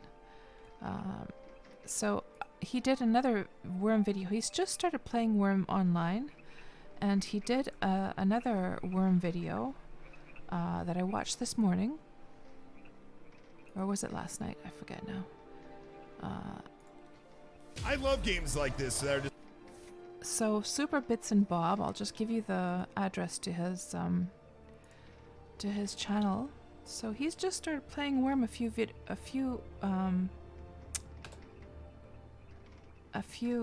days ago, and so his biggest complaint so far is just the fact that he started on Xanadu, okay, and he just is very disappointed to see that there's no free land, untouched land, and I was just telling him that, well, actually, for you to find the untouched land, you will probably need to make yourself a boat and go sailing, and then you'll find lots of it. So he's just started in Glass Hollow. That's where he started his life, and he's just been walking around, and he's annoyed by the fact that there's just so many deeds and roads, and you know, it's player developed, and he feels like there's no place for him to find a completely fresh, untouched area. So yeah, I recommended he make himself a rowing boat and then go out and exploring. So he probably will be doing that. Hello, Draco. Nice to see you. How are you doing? Yes, we started this stream last night actually, Draco, and then I took a break because my son had to go to sleep. So I'm continuing yesterday's stream today. And we are trying to get to this area you can see on the map, and it's going to be a long journey though. Unfortunately, it's a little bit dark right now because the nighttime is just starting in the game. At least we have a beautiful moon to look at. Yeah, I know, Wolfmare, though. That's the thing, right?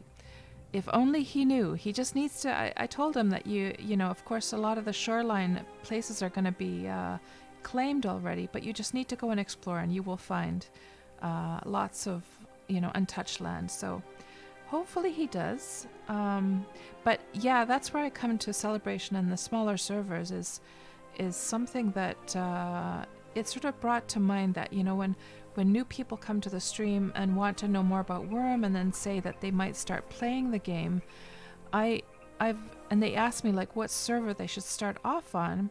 I've usually asked them, are you very social, or are you like a hermit? Do you like to live, you know, out in a very uninhabited area, or do you like to be where there's lots of other people? And then, you know, based on that, I give them the answer of what server to start off. But I'm almost thinking when I saw his videos is that I'm not sure if recommending the smaller servers is such a good idea after all, because really that is going to be your first experience when you come to a small server, is that it's just jammed full of stuff that other players have already done, right? So I think from now on I'm going to only recommend Independence and Xanadu for new players, based on watching this guy being so frustrated with this fact. So I'm sorry about that, dude Jensen. I will not be sending new players your way to Celebration anymore. And Weary Bard, you know Super Bits. Yeah, he's a new discovery actually for me. And the only reason I discovered him was because the way he learned about Wurm was actually watching my Wurm introduction to Wurm video on YouTube. And then a friend pointed that out to me, that, hey, Kats, have you noticed that this guy is talking about your video? And so I went to watch, and I was like, oh my gosh. And he seems like a really cool dude. I like his style. And he's very much, he's exactly the same kind of player as I am. He wants to start fresh. He wants to start from scratch, do everything himself. I'm exactly the same way. So I totally empathize with what he's going through, actually. What is that big black blob over there? Let's have a look.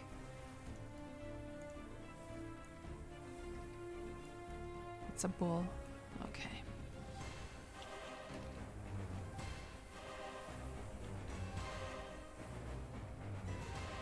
And I hope I am going in the right way.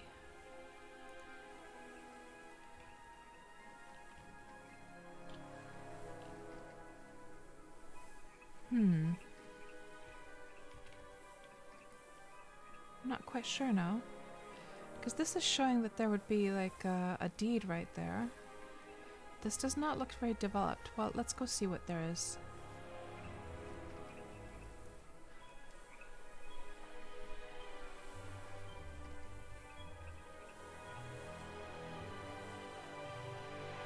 And yes, Draco, I'm doing well, and I'm glad to hear you're doing well as well.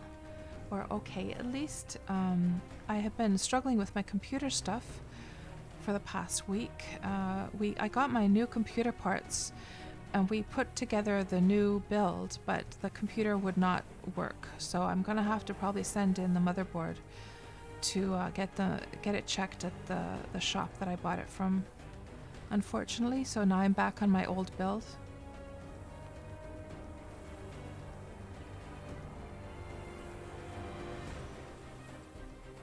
Mad math. Celebration has turned into the hotshot server of choice anyhow. And Perigi, Celebration was always the best server, people just didn't know about it. And Du Johnson, you're saying Celebration has lots of untouched land as well. But I guess it's all like in the middle of the landmass though, right? It's not along the shorelines. I guess most people want to start on the shore so they can make a boat, go sailing easily and stuff.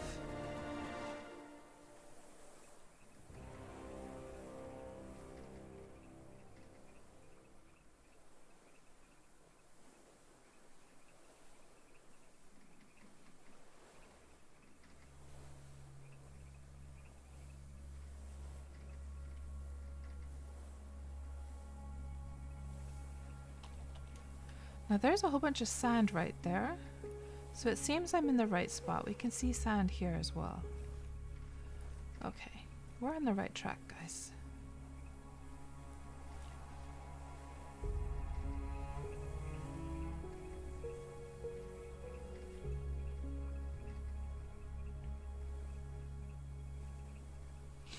And Madnath, you're saying once a newbie starts at tap dance, they're going to be blocked by a certain person's fence army, stretching longer than TD does. The old Rag and Bone Market area.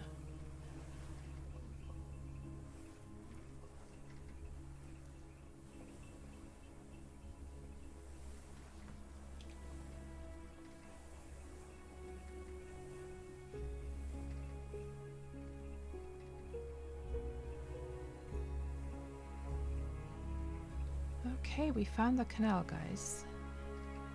Now, I just hope the nighttime goes quickly, because I really hate sailing when it's so dark. Hold on. Where the heck? Oh, over here.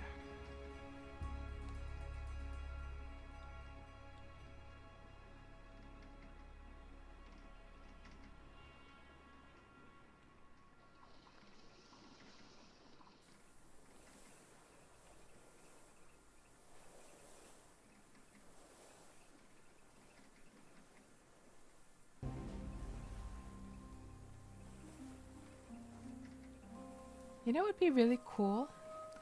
I'm just thinking to myself about this darkness. You know what would be really cool? Just for the sake of like the visuals. What if you could attach a small lantern, a hanging lantern or something?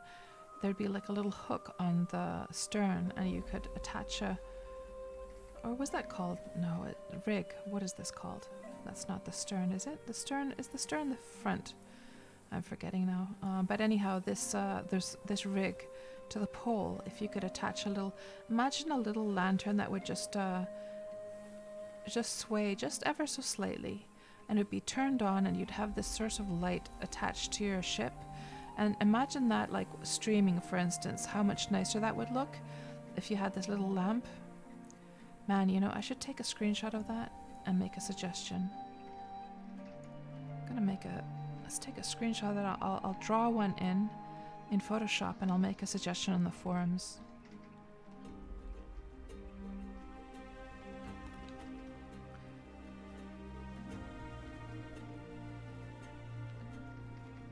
Ah, the mast, that's the word, yes. So the stern is the back, and the bow is the front, okay.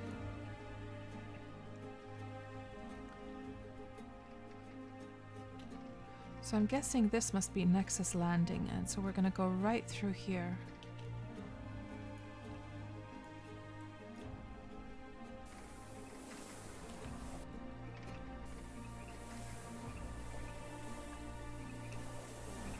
Oh, that's been suggested a few times, Madnath. Really?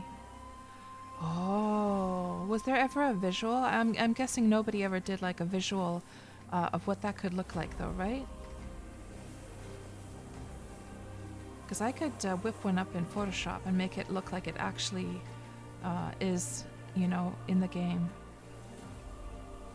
No, there was a visual. No visual? Okay, I will do that then. So it sounds like something a lot of people would like. Now these walls are missing. I'm wondering if this is starting to decay, this place. Because those walls are missing from this this building here. I don't see any decaying walls though. Oh, hold on. These are decaying, these roofs. Oh, it is decaying, actually. This place is decaying, guys. Let's just check if this is wildlands. Oh, this is within the perimeter of Nexus Landing. No, it's deeded. But maybe what happened is that they forgot to pay for their settlement fees, and then they had to re-deed the place. No, it's on the perimeter, actually. This is within the village of Nexus Landing, so they seem to have like some houses on the perimeter for some reason. Why would they do that? Maybe they wanted to just... Maybe they're not playing and then they just wanted to shrink their deed a little bit. And they didn't care about the fact that some of the houses are now in the perimeter. I don't know. Weird. So there's that huge mountain right here, and we have to make a real sharp left turn over in this direction now.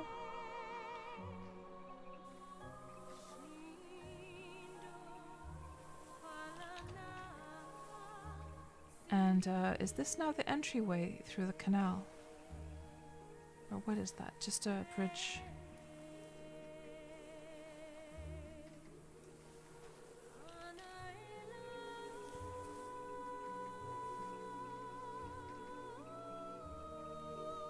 Hello there, Blue Tide, and welcome to the stream. How are you doing today?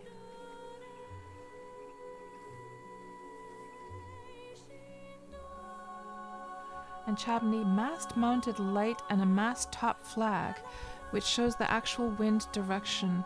These additions would make Chabney happy. That's a nice idea about the flag as well, yeah. So do ships, Chabney, have that kind of little flag in real life to show the direction of the wind?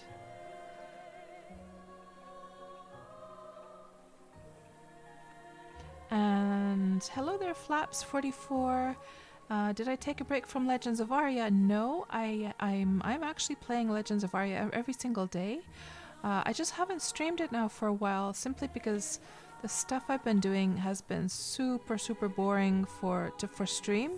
Of course, I'm not bored doing it in the game, but it's just stuff where I'm just sort of standing in one place. So I'm grinding some skills there right now. I'm grinding my animal taming actually right now, and also my inscription and alchemy. And as far as my taming, it's just doing like some taming missions over and over and over and over again. So it's not, you know, it's not the nice thing to stream. But my animal tamer, he's now 87 and a half. So and his animal lore is at about 99.5. So he's almost GM in animal lore. And once he gets up to a level where he can tame the dreads and the wyverns, then I'm going to definitely be streaming that. But obviously it would be nice to stream something else as well. I'm actually waiting for them to do the update, so we have the new crafting changes in. Then I could do some crafting streams actually. I've put crafting on hold because I'm waiting for them to do that update, so we get better rewards.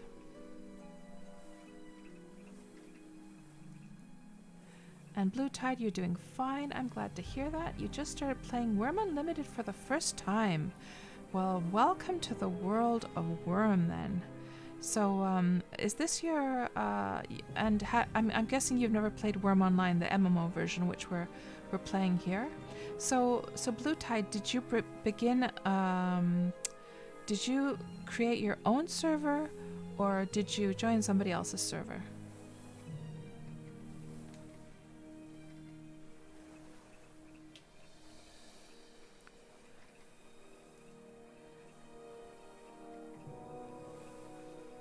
And also another question, Blue Tide, is are you aware of Wurm Online, the MMO version as well?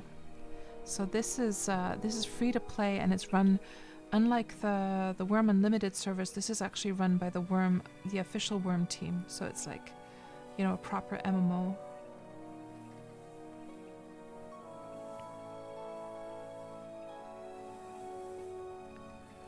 So Flaps44, what Legends of Arya server are you playing on?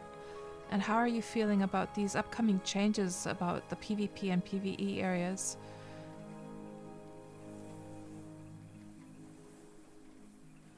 And Blue Tide, you've never heard of it. Oh, okay. Yeah, so let me explain a little bit. So Wurm Online, this was released, you know, well over 10 years ago, and this was the only version of Wurm up till then, and we have PvE and PvP servers within the official MMO version. So I can just show you those servers. So here are all these are all PvE servers. There's one PvP server here. These are the Freedom servers, and here are the PvP servers.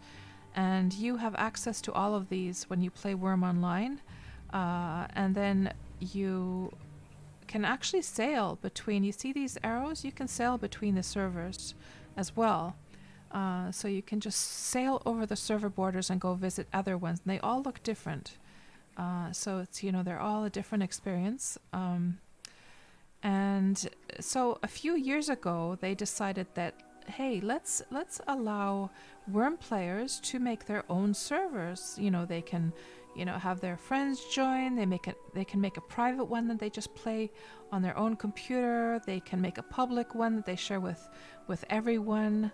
And so hence they decided to make a standalone version of Wurm. So the gameplay is pretty much identical in Wurm Unlimited and Wurm Online. But, the only difference being is that they're player-run servers in Wurm Unlimited. But yeah, if you ever... Like, for instance, I have also Wurm Unlimited, but I don't play. Like, I don't play the game there simply because I want to play in a game where I can feel completely safe that, nobody's going to, take that server away from me. Like, let's say if I would have been playing on a player-run server and I would have put two years of effort and time into playing on that server, and then they decided, that they're not interested in running their server anymore, that wouldn't be so nice. So playing here on the official Wurm Online servers, I don't have to worry about that. And then, again, if I were to just play on my own server, that'd be kind of lonely as well, right?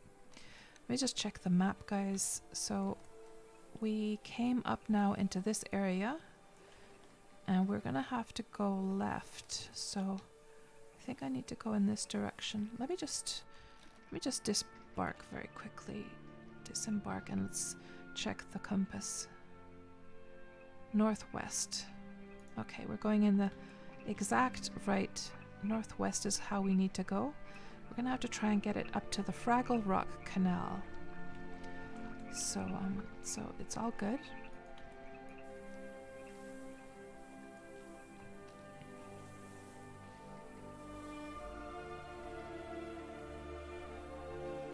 And Flaps44, you were on Legends of Ultima for a while, but the influx of players and PvP changes made the population of PKs too high or too active for your tastes. You're thinking about going to a regular Legends of Arya server, but not yet. I see.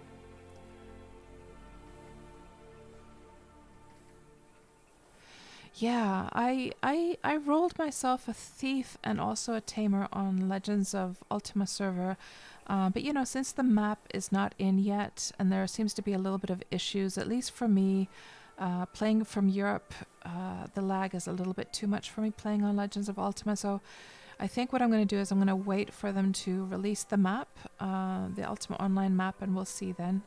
But right now I'm really, really enjoying myself actually just on... I play on Arya Europe PvE server, which is one of the community servers there. And I know that sort of conflicts with what I just said about Wurm Unlimited. So just like Wurm, Legends of Arya also has player-made servers, the community servers, and I do in fact play on a player-run community server there.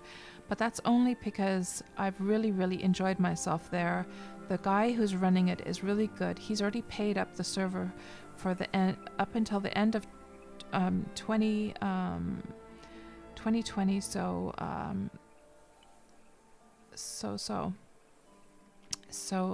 there's still how would I say this? So my time there is only guaranteed until the end of next year, but my thinking is that I've really enjoyed myself up till then, and I do have like houses and characters on the official servers as well. So if things don't turn out well for the PvE server and it is and the server owner decides not to continue it, I do have my characters all set up on Crimson Sea as well. We'll see how things go. Hopefully though we are able to get more players in there and maybe help with funding the server. We'll see.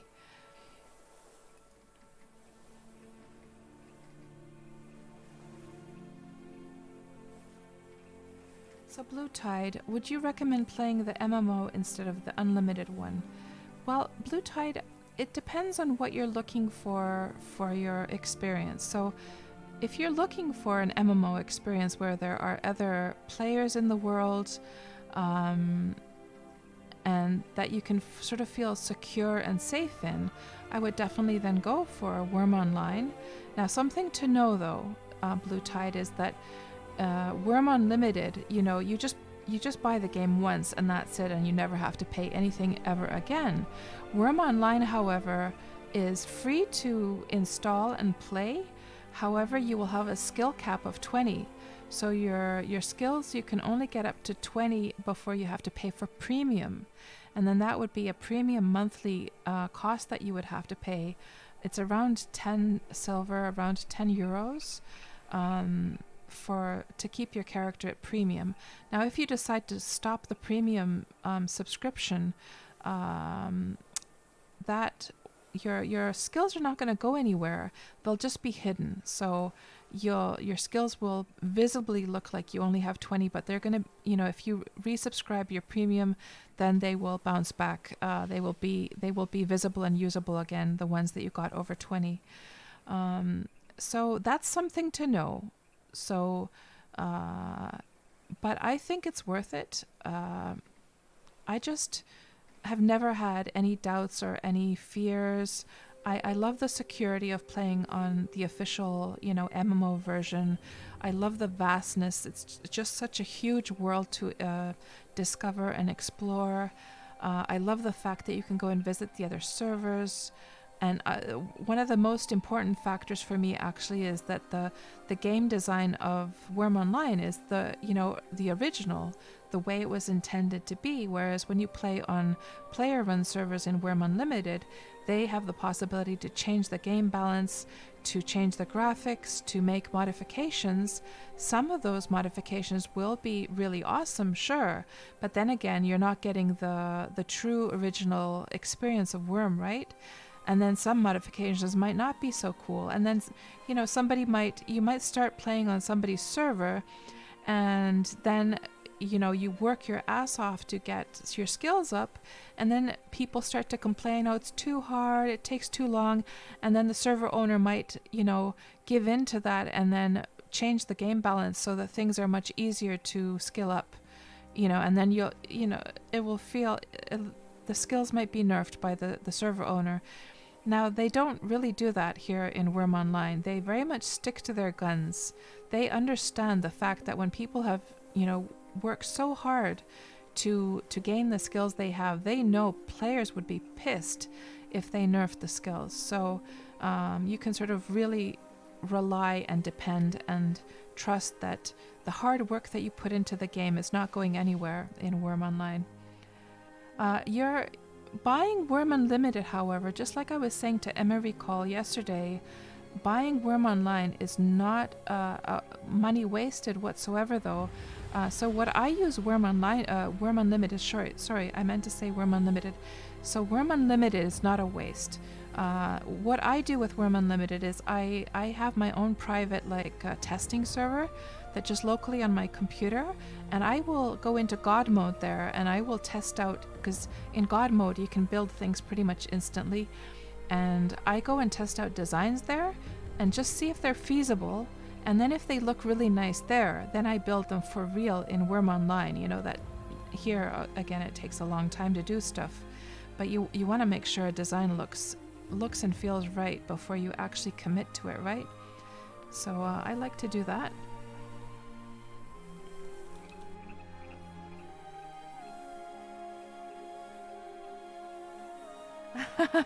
Hello, Angry Moose on the Loose. Oh my gosh, that is just one of the coolest Twitch names I've ever seen. Wow, I love it. I love it. And you're saying your old school MMORPG nerdiness is inspirational.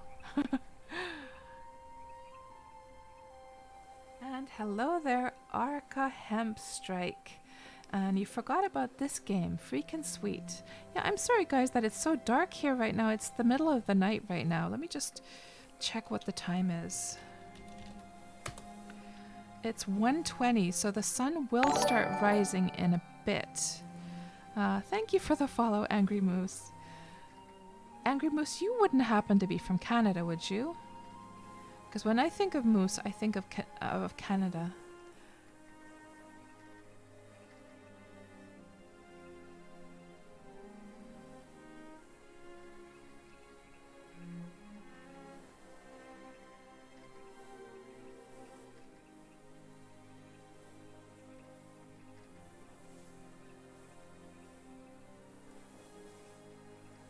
Oh, yeah, no problem, Blue Tide, and you're dying right now. You're dying at the moment from some random soldiers. Oh my gosh, I wonder what's going on. Ah, do you get that question a lot, Angry Moose? I see, I see. And you're from Poland, I see.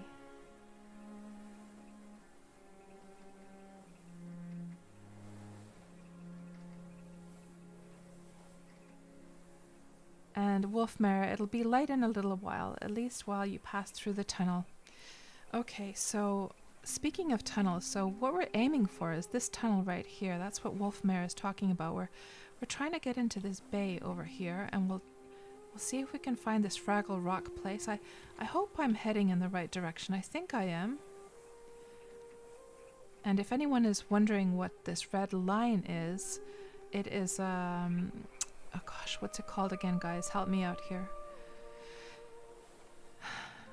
The word is right on the tip of my tongue.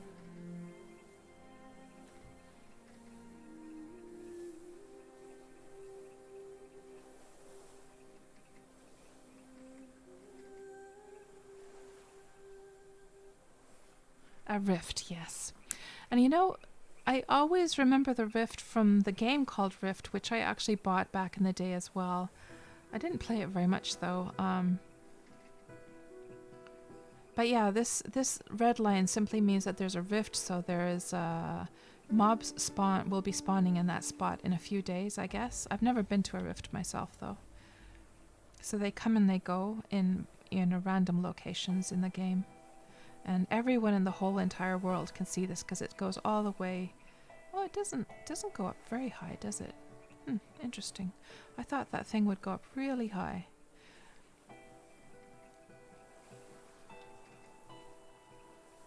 Oh, it's a horde of the summoned or something, Blue Tide. You're not even getting past the mining tutorial.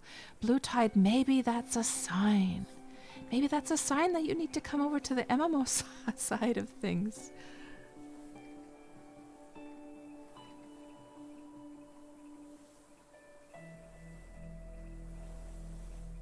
Oh, the beam is visible for about 5.5 kilometers, I see.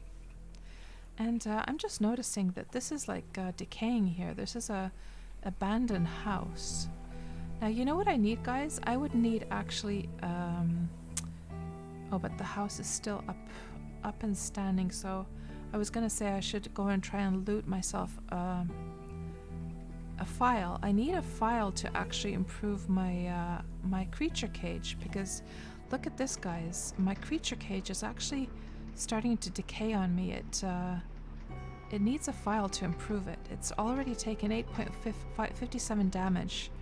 It seems that it takes damage very, very quickly for some reason. So I need to find myself some abandoned deed and then loot myself a file from somewhere. I don't have one with me.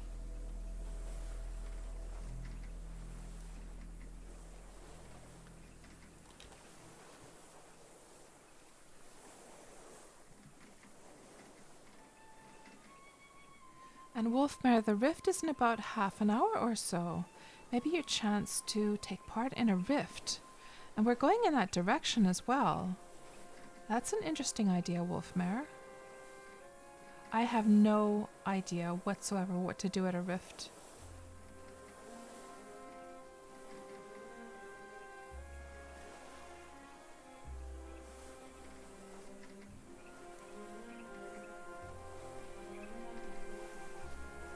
And Madnath, I need to come and visit you on your deed. You'll imp it up for me while I explore. You're on celebration though, right? So maybe we can do that next time we have this Wurm Roulette to celebration. You're gonna need cotton, but rift mobs are easy now. Well, I have some cotton with me. I have about, let me see, how much? Oh, we have tons of cotton actually with me because I I looted that cotton from the deed we were at yesterday, the abandoned deed. Yeah, I got tons of that. Should we go to a rift, guys? Should we do that? I wonder how far away it is. Looks like it's relatively close, doesn't it? Does anyone know the coordinates of the rift?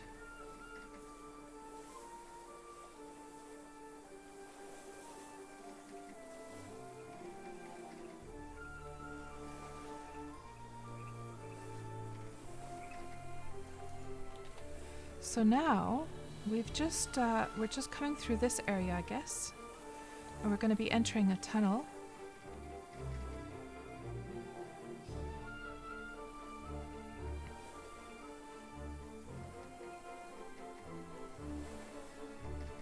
I wonder if I should take part, guys. You guys are sort of starting to convince me to do that.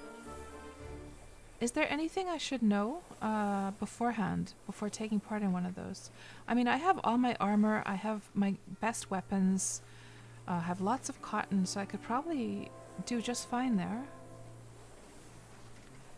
Okay, I will ask.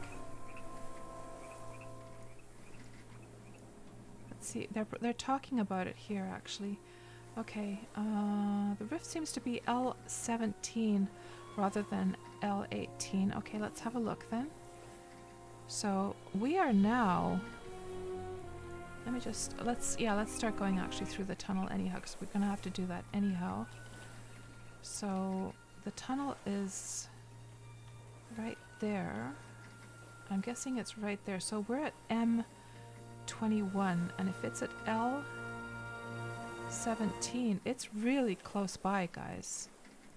It is really close by. We should go to the rift.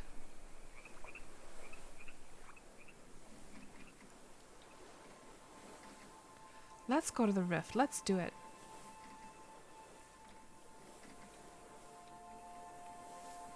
What does this say here? Fantastic Fraggle Rock Canal. Let's do it. Let's go to the rift.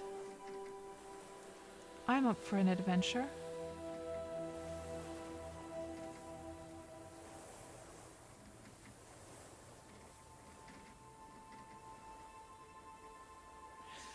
Yeah, I don't have a tent though. So how would I get a tent?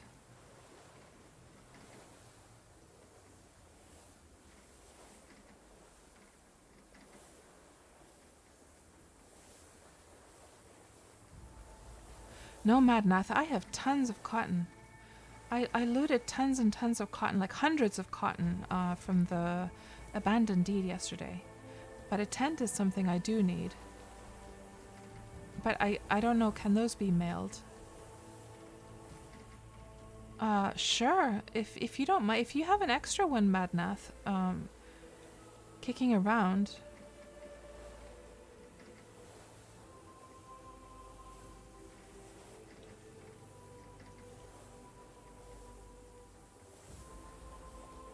You don't know if they can be. Do you have extra ones though? I don't want to trouble you with making one.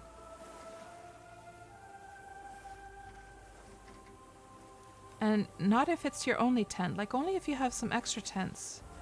I don't want to trouble you.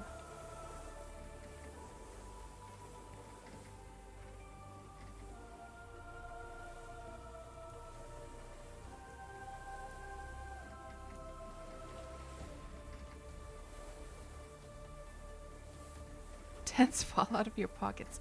96 fine carpentry. Oh my gosh. So it's carpentry that you use for those, not tailoring, is it? I would have thought that that would be actually tailoring. This is a very nicely done tunnel, that's all I can say. So for those who have never played Wurm, just so you know that all of this stuff is player done. So a player has tunneled through this mountain, a player has built all of these walkways and everything, and you know, terraformed this to be nice and neat. So all player created.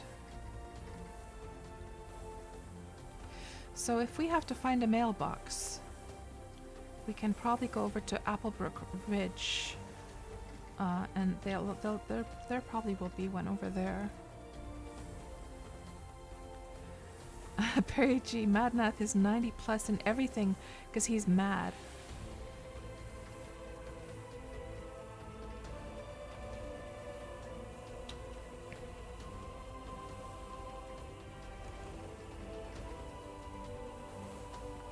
So when people take part in rifts, is there any kind of like group that they have to join to work together, or does everyone just sort of show up randomly? I'm not even sure whether Wurm has things such as groups. Does it?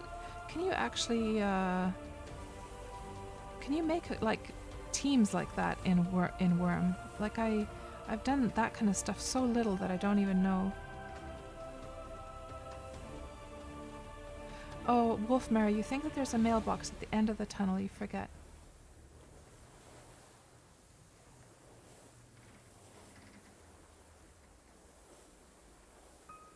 So you can just show up, says Du Johnson. Okay. You can make teams, says Perry G, and have private team chat, but it's not necessary. Okay. You get participation in the rift automatically. Okay. That sounds cool.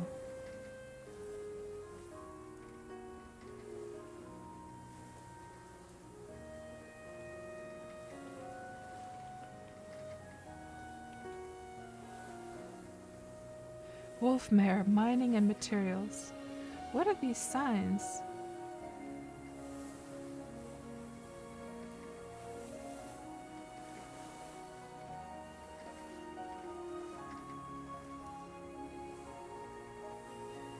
So let's see if there is a mailbox here somewhere. There might be one over here. Let's go see.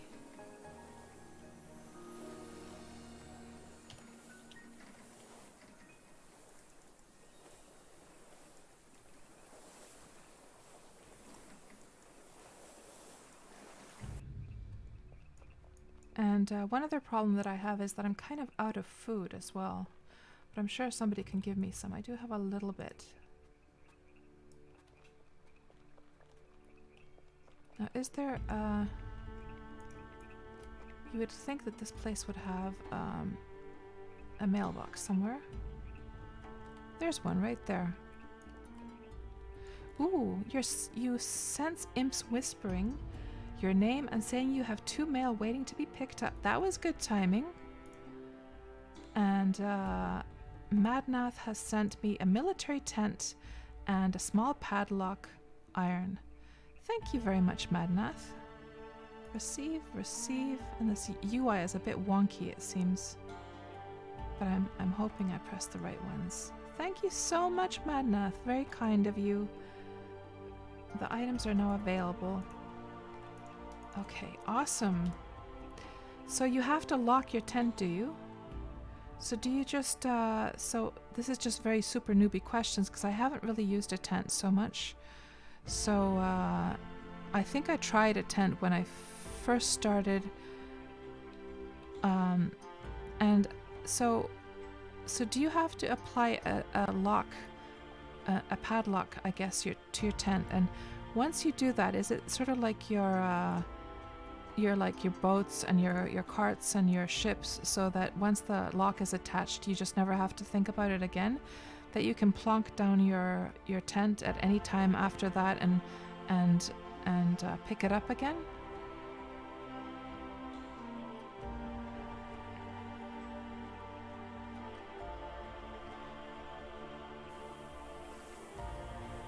Drop it, activate the lock, and lock it. Can hitch 2 creatures to it.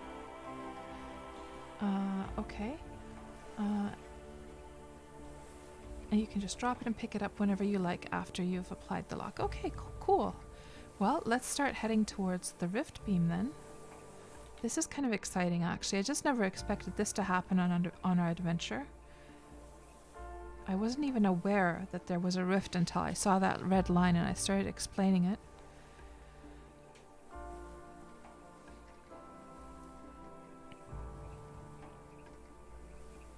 Oh yeah, unless it's on a deed or protected land. Okay. So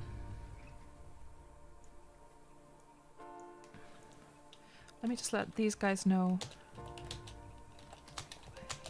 I'm on my way there as well. Will be my very first rift ever.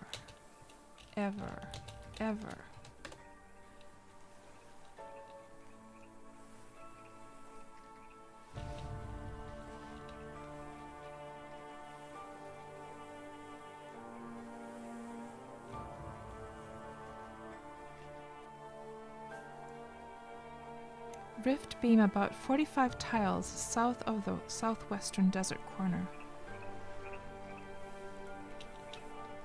Nope. Back. I was actually just happening to pass through, and people on stream were telling me the rift is starting soon. So I thought, why not?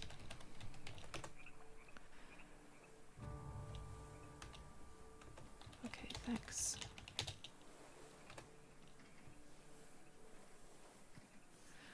Okay. Yep. Got hundreds of cotton with me. By chance. Because I looted abandoned deed last night. Yeah, that was the first thing Makufer asked. Do you have lots of cotton?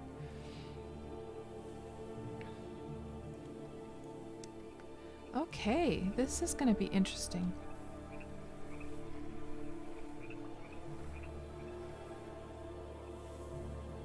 And if you could summon yourself back to your boat, you'd go too, Madnath.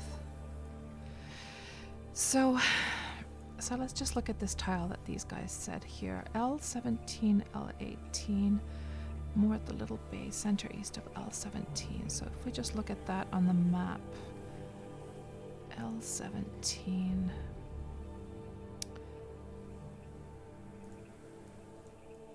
So L, let's just put this along here. L. Hold on.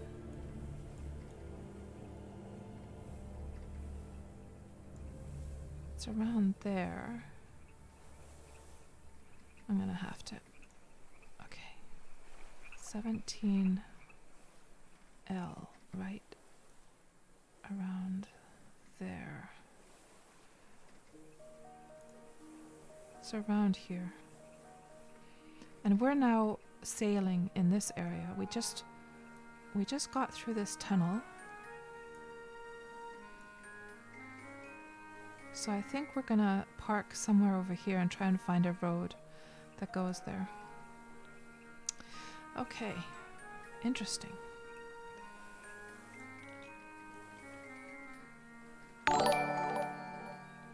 Thank you so much for the follow, Blue Tide.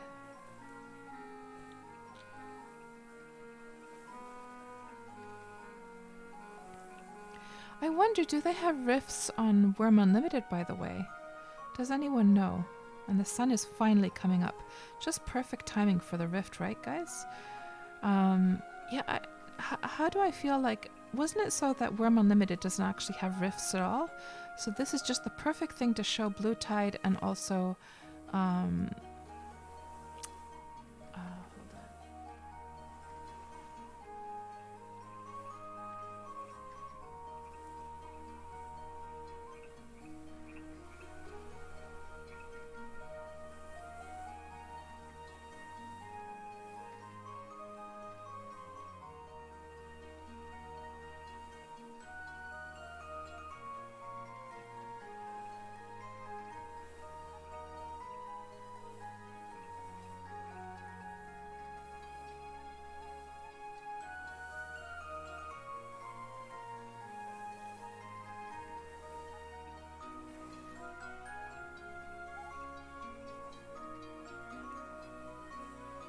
Yeah, So this is the perfect thing to show. Emery Call and Blue Tide. Sorry, I forgot your name, Emery Call. I had to actually scroll back there and just check. Okay, I see, Du Jensen. No rifts in Wurm Unlimited except if made by a mod. I see. Yeah, so that's perfect to show these people who are from Wurm Unlimited and show one benefit, actually, of Wurm Online. Oh, I see, Du Jensen. Some servers actually have that kind of mod. Hello, Coffee. Hello, hello. Nice to see you, Coffee. You've come at a perfect time. You've come at a perfect time. I'm going to go to my very first rift ever. We just happened to be sailing by as we were trying to get to today's destination, and then people were saying that Kats, that rift is going to start soon. You should head to it. And I was like, okay. And Madnath very kindly just sent me a tent so that if I die, I can spawn at the tent. And man, I should have had a... Remember all those times, guys, during my streams where I died during my adventures? If I would have had just a tent with me, I could have spawned right at the tent. And I just... For some reason, I've never used tents, and I absolutely should have. I absolutely should have. Yeah, so have I, Coffee. Never done a rift before, never even seen what a rift looks like.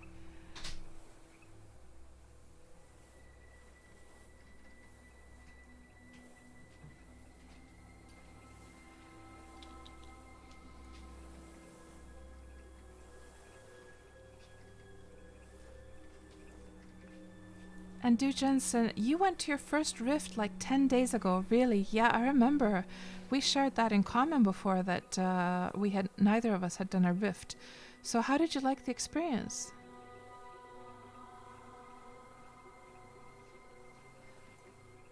People are saying here in chat that how much time left till the rift start? Somebody's saying, Makufer's saying less than 20 minutes, 15 to 20 minutes. So this is like perfect timing. By the time we actually reach that, that will have been around 15 minutes, I think. Oh, I see. So you did bring a tent, Du Jensen, but you forgot to drop it until the middle of the 4th cycle. Okay, so guys, feel absolutely free to bombard me with all your like rift advice if you like, because this is going to be something I just don't know anything about whatsoever. So I can probably use all the advice I can get. And I'm so happy the sun is rising finally. It's just going to be... Oh, hold on. There's a road, actually. Okay, let's see. Is there any roads marked here on the...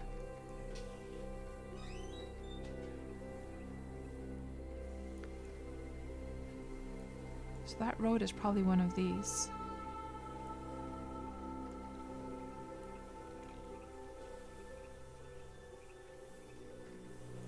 I think what I'll do is I'll aim for this this harbor right here and go up the road and see if the rift is somewhere around here.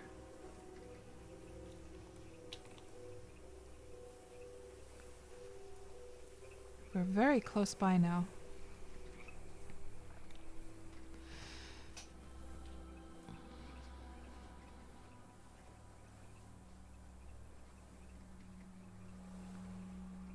Indeed, Perry G. Perfect timing. And Du Jensen, it was a nice experience. You would have joined the Celebration Rift yesterday, but it was not feasible for real-life timing. I see.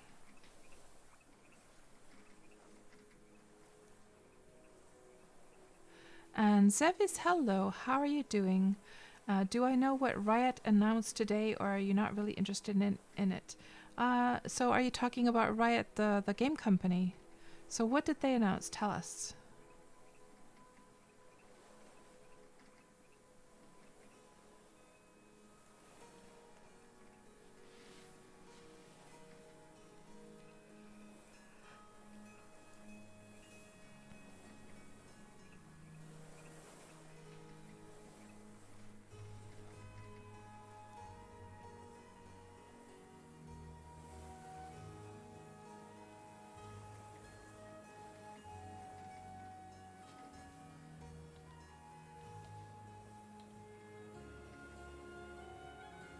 And that line is getting very thick now. We're getting close, guys. We're getting close.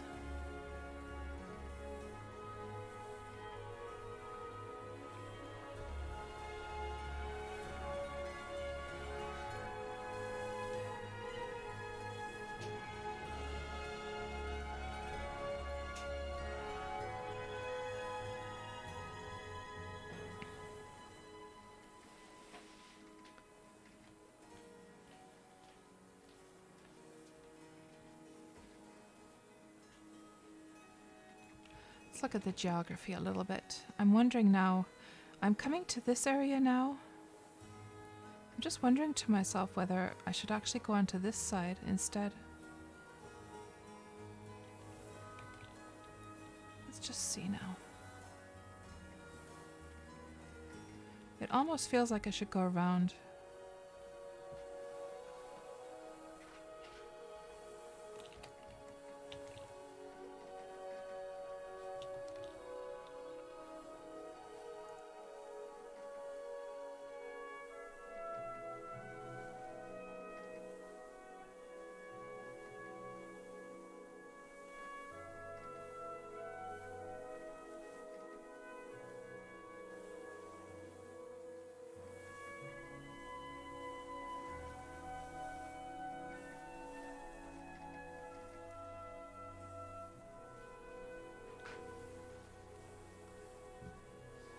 So, Zevis, you're saying they're going to be releasing 6 new games, animated series in 2020, book, and new champion plus patch for League of Legends. But the last thing is least interesting for me. I don't even play League of Legends. I don't play any Riot games, actually. Yeah, that's how it feels to me as well, Wolfmare. It feels like, it looks like it's close, but it's probably one of those cases where it looks closer than it actually is. Yeah, no, Zevis, I hadn't heard about that. But it sounds like it's something you're quite excited about, so that's nice for you.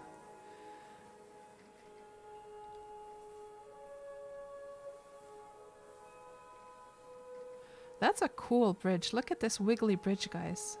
I love it. That's a very fun way of making a bridge. I've never seen anyone make a wiggly bridge like that. So cool.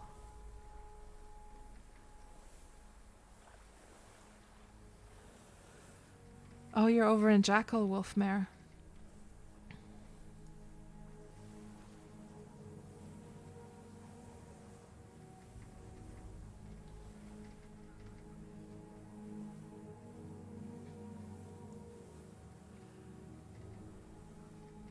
And you're back, Emery. Welcome back. Yeah. The sun is just rising. It's morning time here in Wurm, and we're getting very close now to this rift. Let's just try and get as close as possible, and then I'll head up by foot. I should probably start to prepare. So how much cotton do you guys think I should take with me? And I'm gonna have to... Let's just leave everything we possibly can. Am I gonna need any tools there? I don't think so, right? Should I just leave all my tools here on the ship?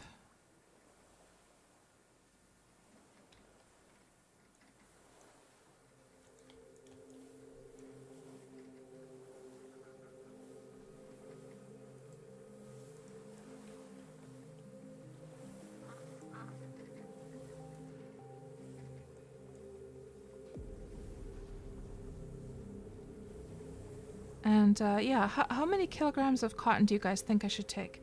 Well, I'll ask actually in the chat. How many kilograms of cotton should I take?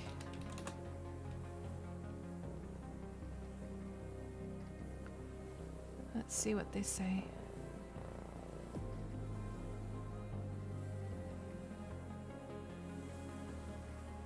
20 or so.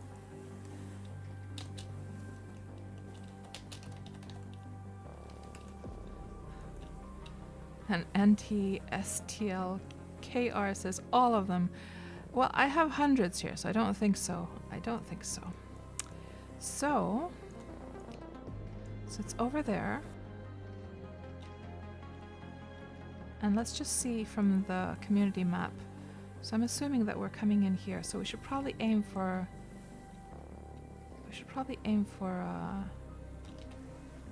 this little place over here and go up the road.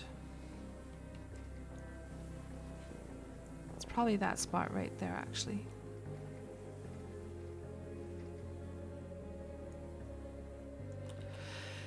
Let's see, 20 kilograms. Okay, we shall take 20 then.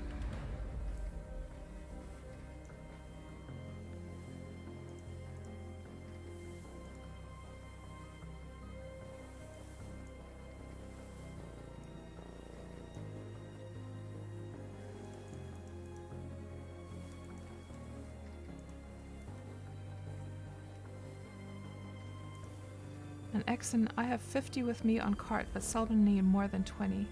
Maybe we'll just take 5 extra, just to be on the safe side.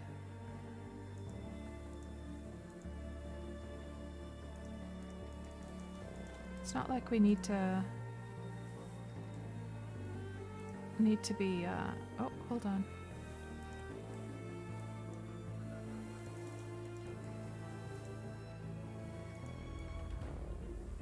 So I wonder if this is now, I think this would probably be this here, right? If we see a straight road going up, that would probably be that spot.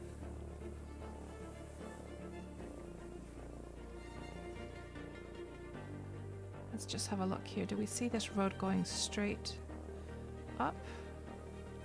I think so. Let's go have a look. And what about a horse and saddle and all that? Should I take my horse with me, guys? Or is the horse just gonna die?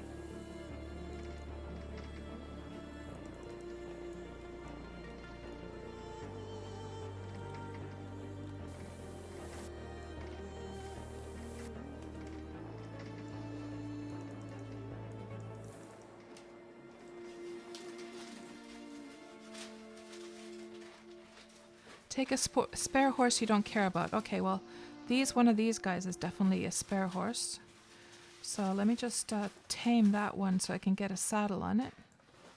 Should I even bother with a saddle, actually? Maybe I should just leave my saddle stuff. Yeah, let's just leave the saddle stuff here. I'm not going to bother with any of those horsey bits. Yeah, let's just leave it there.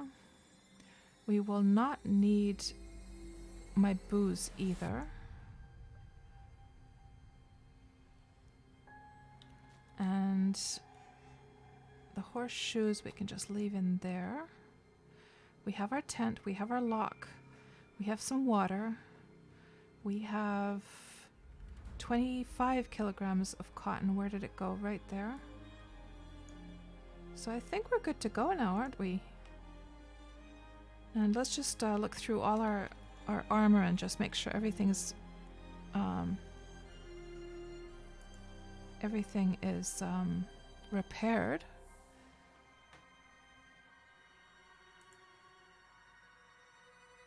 Oh, do you have storage in tents?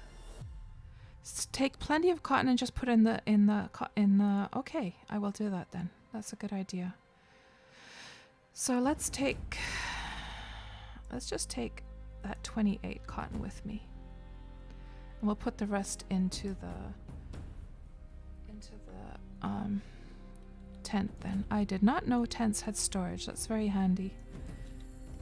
And let's just continue just repairing all of our armor.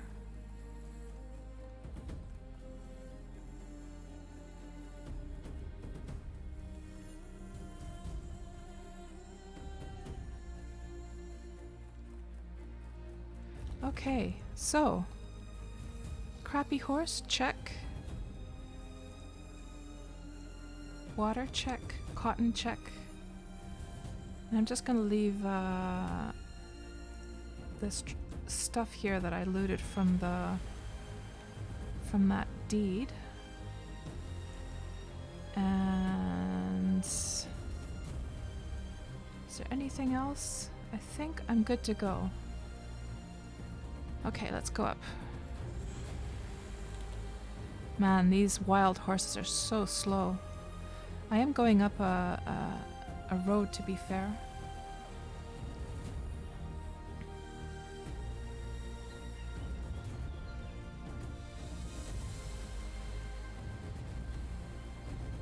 Oh, that was not that road. Okay.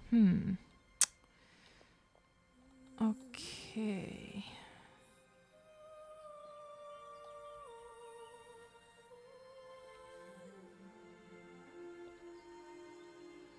Maybe we will...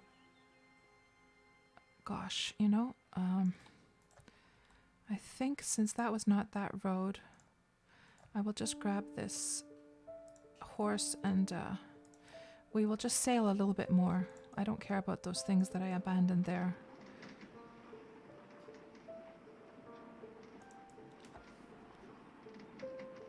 And we'll just go and see if we can find that road. So what I'm looking for now actually is this road right here. So that's probably, okay, this is probably this thing right here. So we just need to go a little bit more south.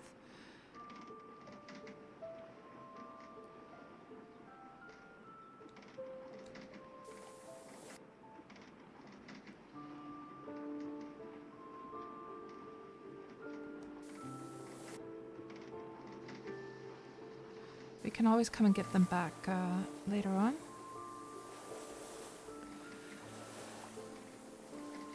Okay, do Jensen, talk to you later, and thanks. And hello, Ephrafen, welcome back. There is a rift indeed, yes.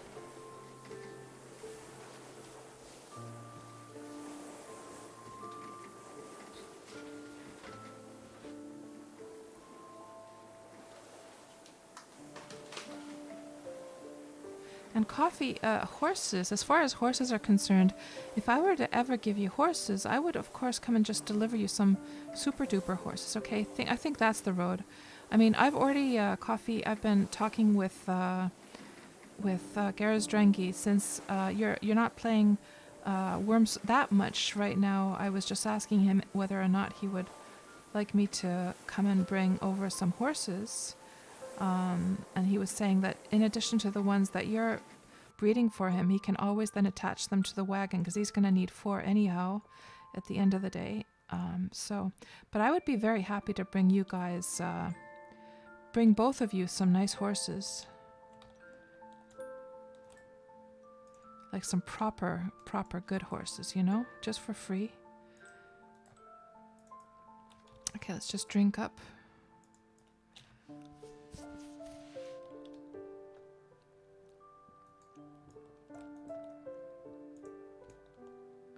And yeah, this is definitely now the proper road, because this is nice and wide and big and proper and official looking. Well, not so official.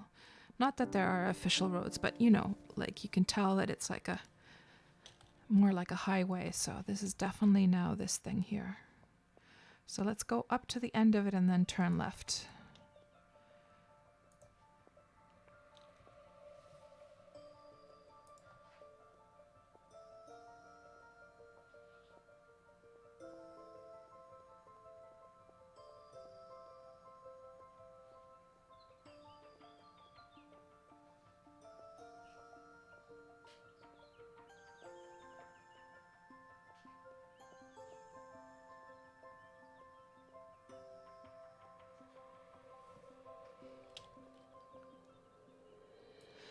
And Afrafen, you're saying if the horse is not tame, it will be safe as long as you are on it. I see.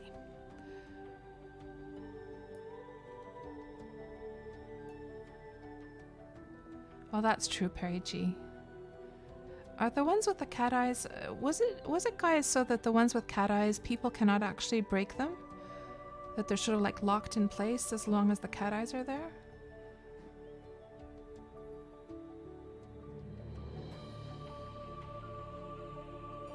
And the rift is about to start, like any minute now.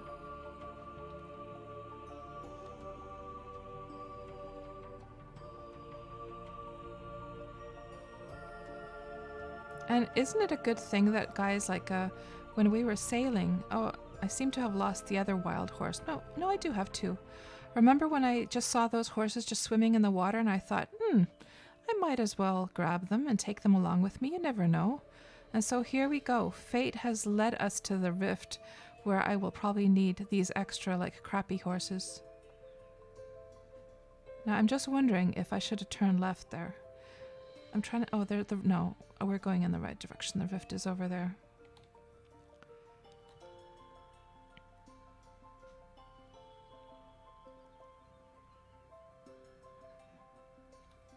And Afrofen, you're saying the rules for roads is, or at least was, that if it's 2 tiles wide, you're not allowed to mess with it without GM permission. Really? There's another wild horse. Should we grab that one as well? There we go.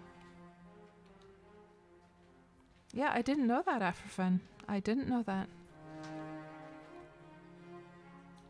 And Fim, what's the rift? So it's like a...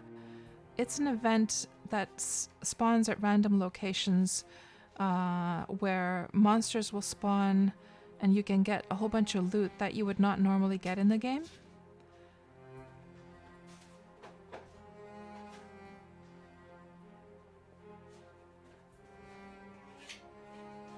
Just get my stamina up a bit.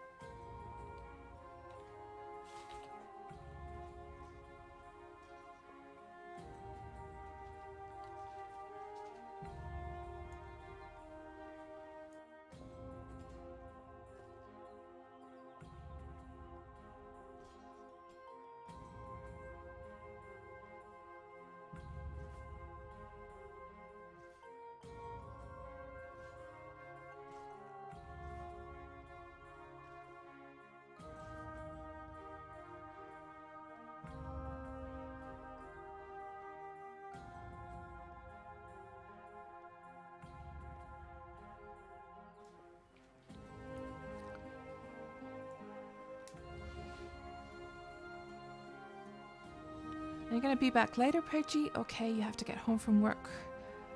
Yeah, Afrofen. So Afrofen here is, like I was saying on yesterday's stream, oh, there's a troll up ahead. He is just a really amazing animal tamer, actually. And he is very good at taming champion creatures. I haven't gotten into taming so much myself. It's just one of those things that is on my bucket list for things to do in Wurm. I'm just going to avoid that champion, or that, I'm not sure if it was a champion, but the troll that was over on the left there. And it looks like as long as I just keep on going in this direction, we're going to find the rift soon.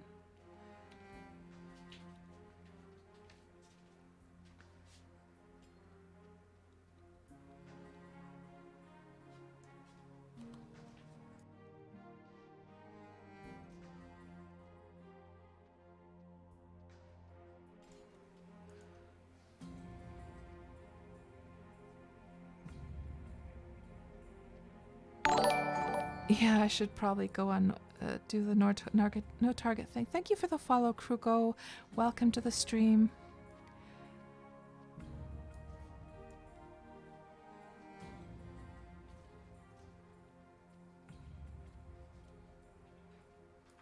So Afrofen, so tamed beasts can actually help you in battle, can they?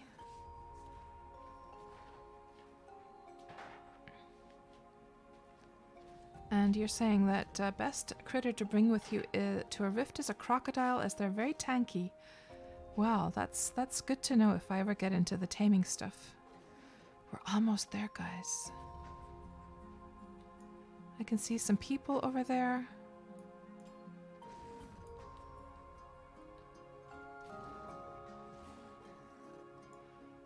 I should probably go into local. How many people do we have here?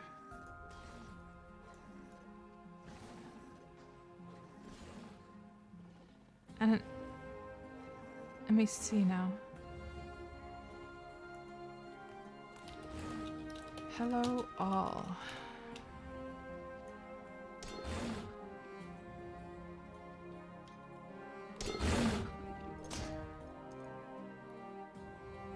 I can see somebody has set down a tent over there.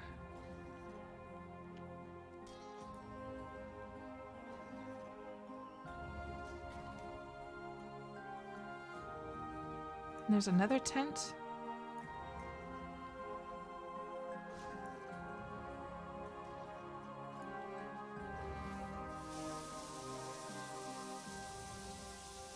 Maybe I'll set mine down right here.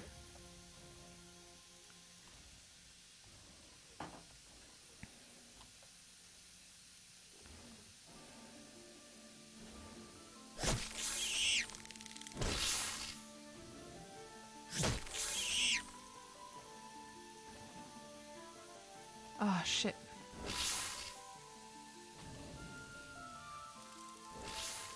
Don't go, horsey. There we go.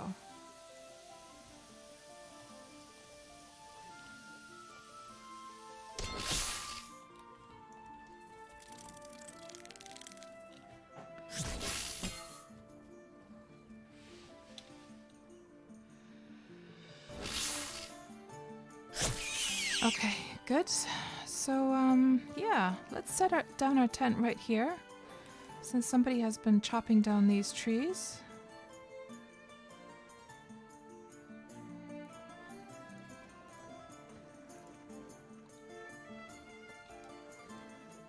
And let's see how this goes. So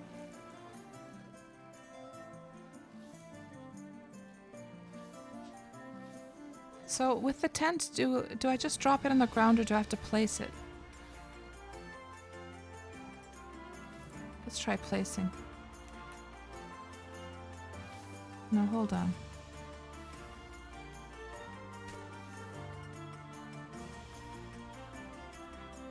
Either is fine? Okay. And now we take the small padlock. Do I have to set permissions for this thing?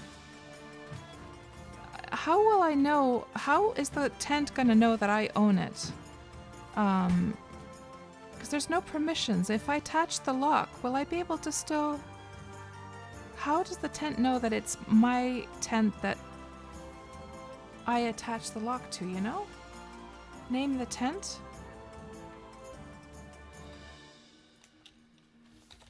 Malena, but that still doesn't have anything to do with owning it.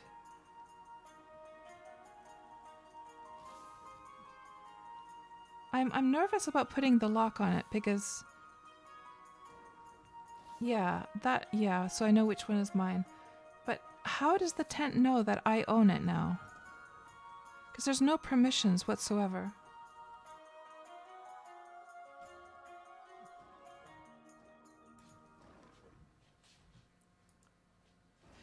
Yeah, I'll check those logs in a bit after. I need information now about this tent though.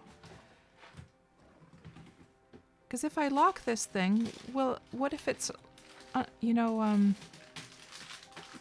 because I don't have the key to this padlock, right? I don't own a key to this padlock, so you can set permissions after you lock it. Okay, attach lock. I'm able to unlock it. Let's see, let's try hitching. Hitch. So we have 2 horses hitched to it now, do we? The horses didn't hitch, actually. Why didn't the horses hitch to it? Hold on. So 1 horse is hitched. Oh, because I had 4 horses in total, so you can only hitch 1, okay? And open, and now I can put the extra cotton in there, can I? Yeah, it's a little bit scary, that tent stuff. It didn't feel like it was so intuitive. So just put that in there, and that's all safe from... Let's just check these, the quality of these logs, if they're like super high quality. 63.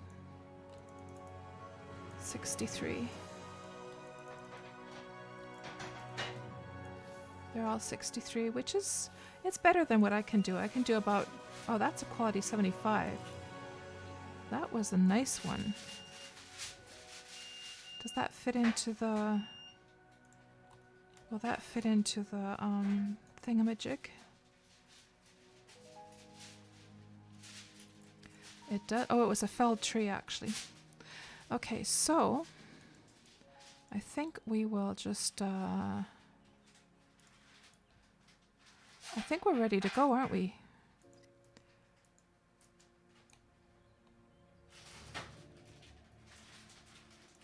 So mine is the green one called Malena. Okay.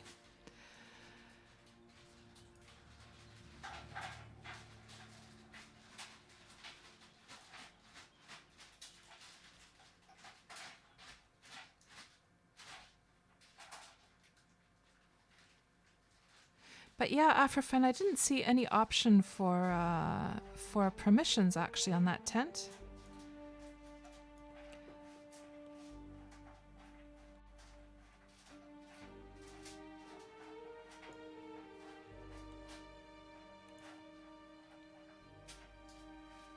So let's go and have a look here, like what this looks like. So we can see a whole bunch of. So here's the red beam that we saw up in the sky. And I wonder if anything actually happens if you go into the beam. I'm guessing not. No. We didn't take any damage, did we? No.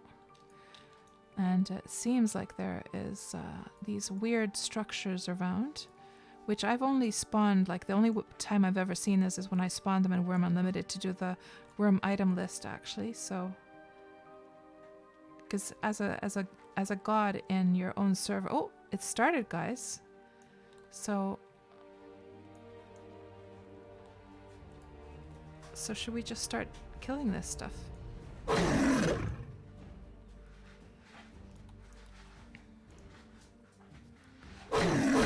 Talk about perfect timing, right?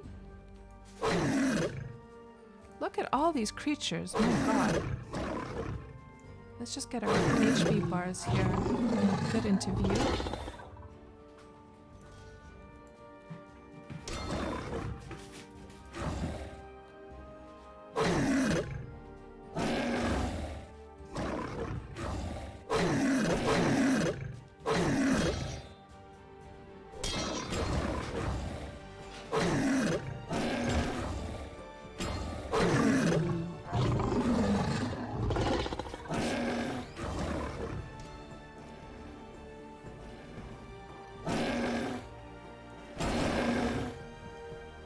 Exciting.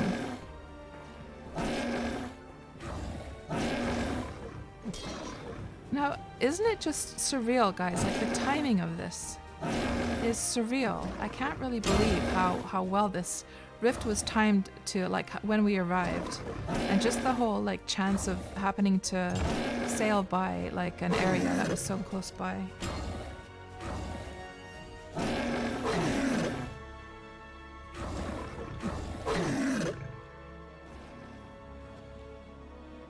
Oh, what the hell?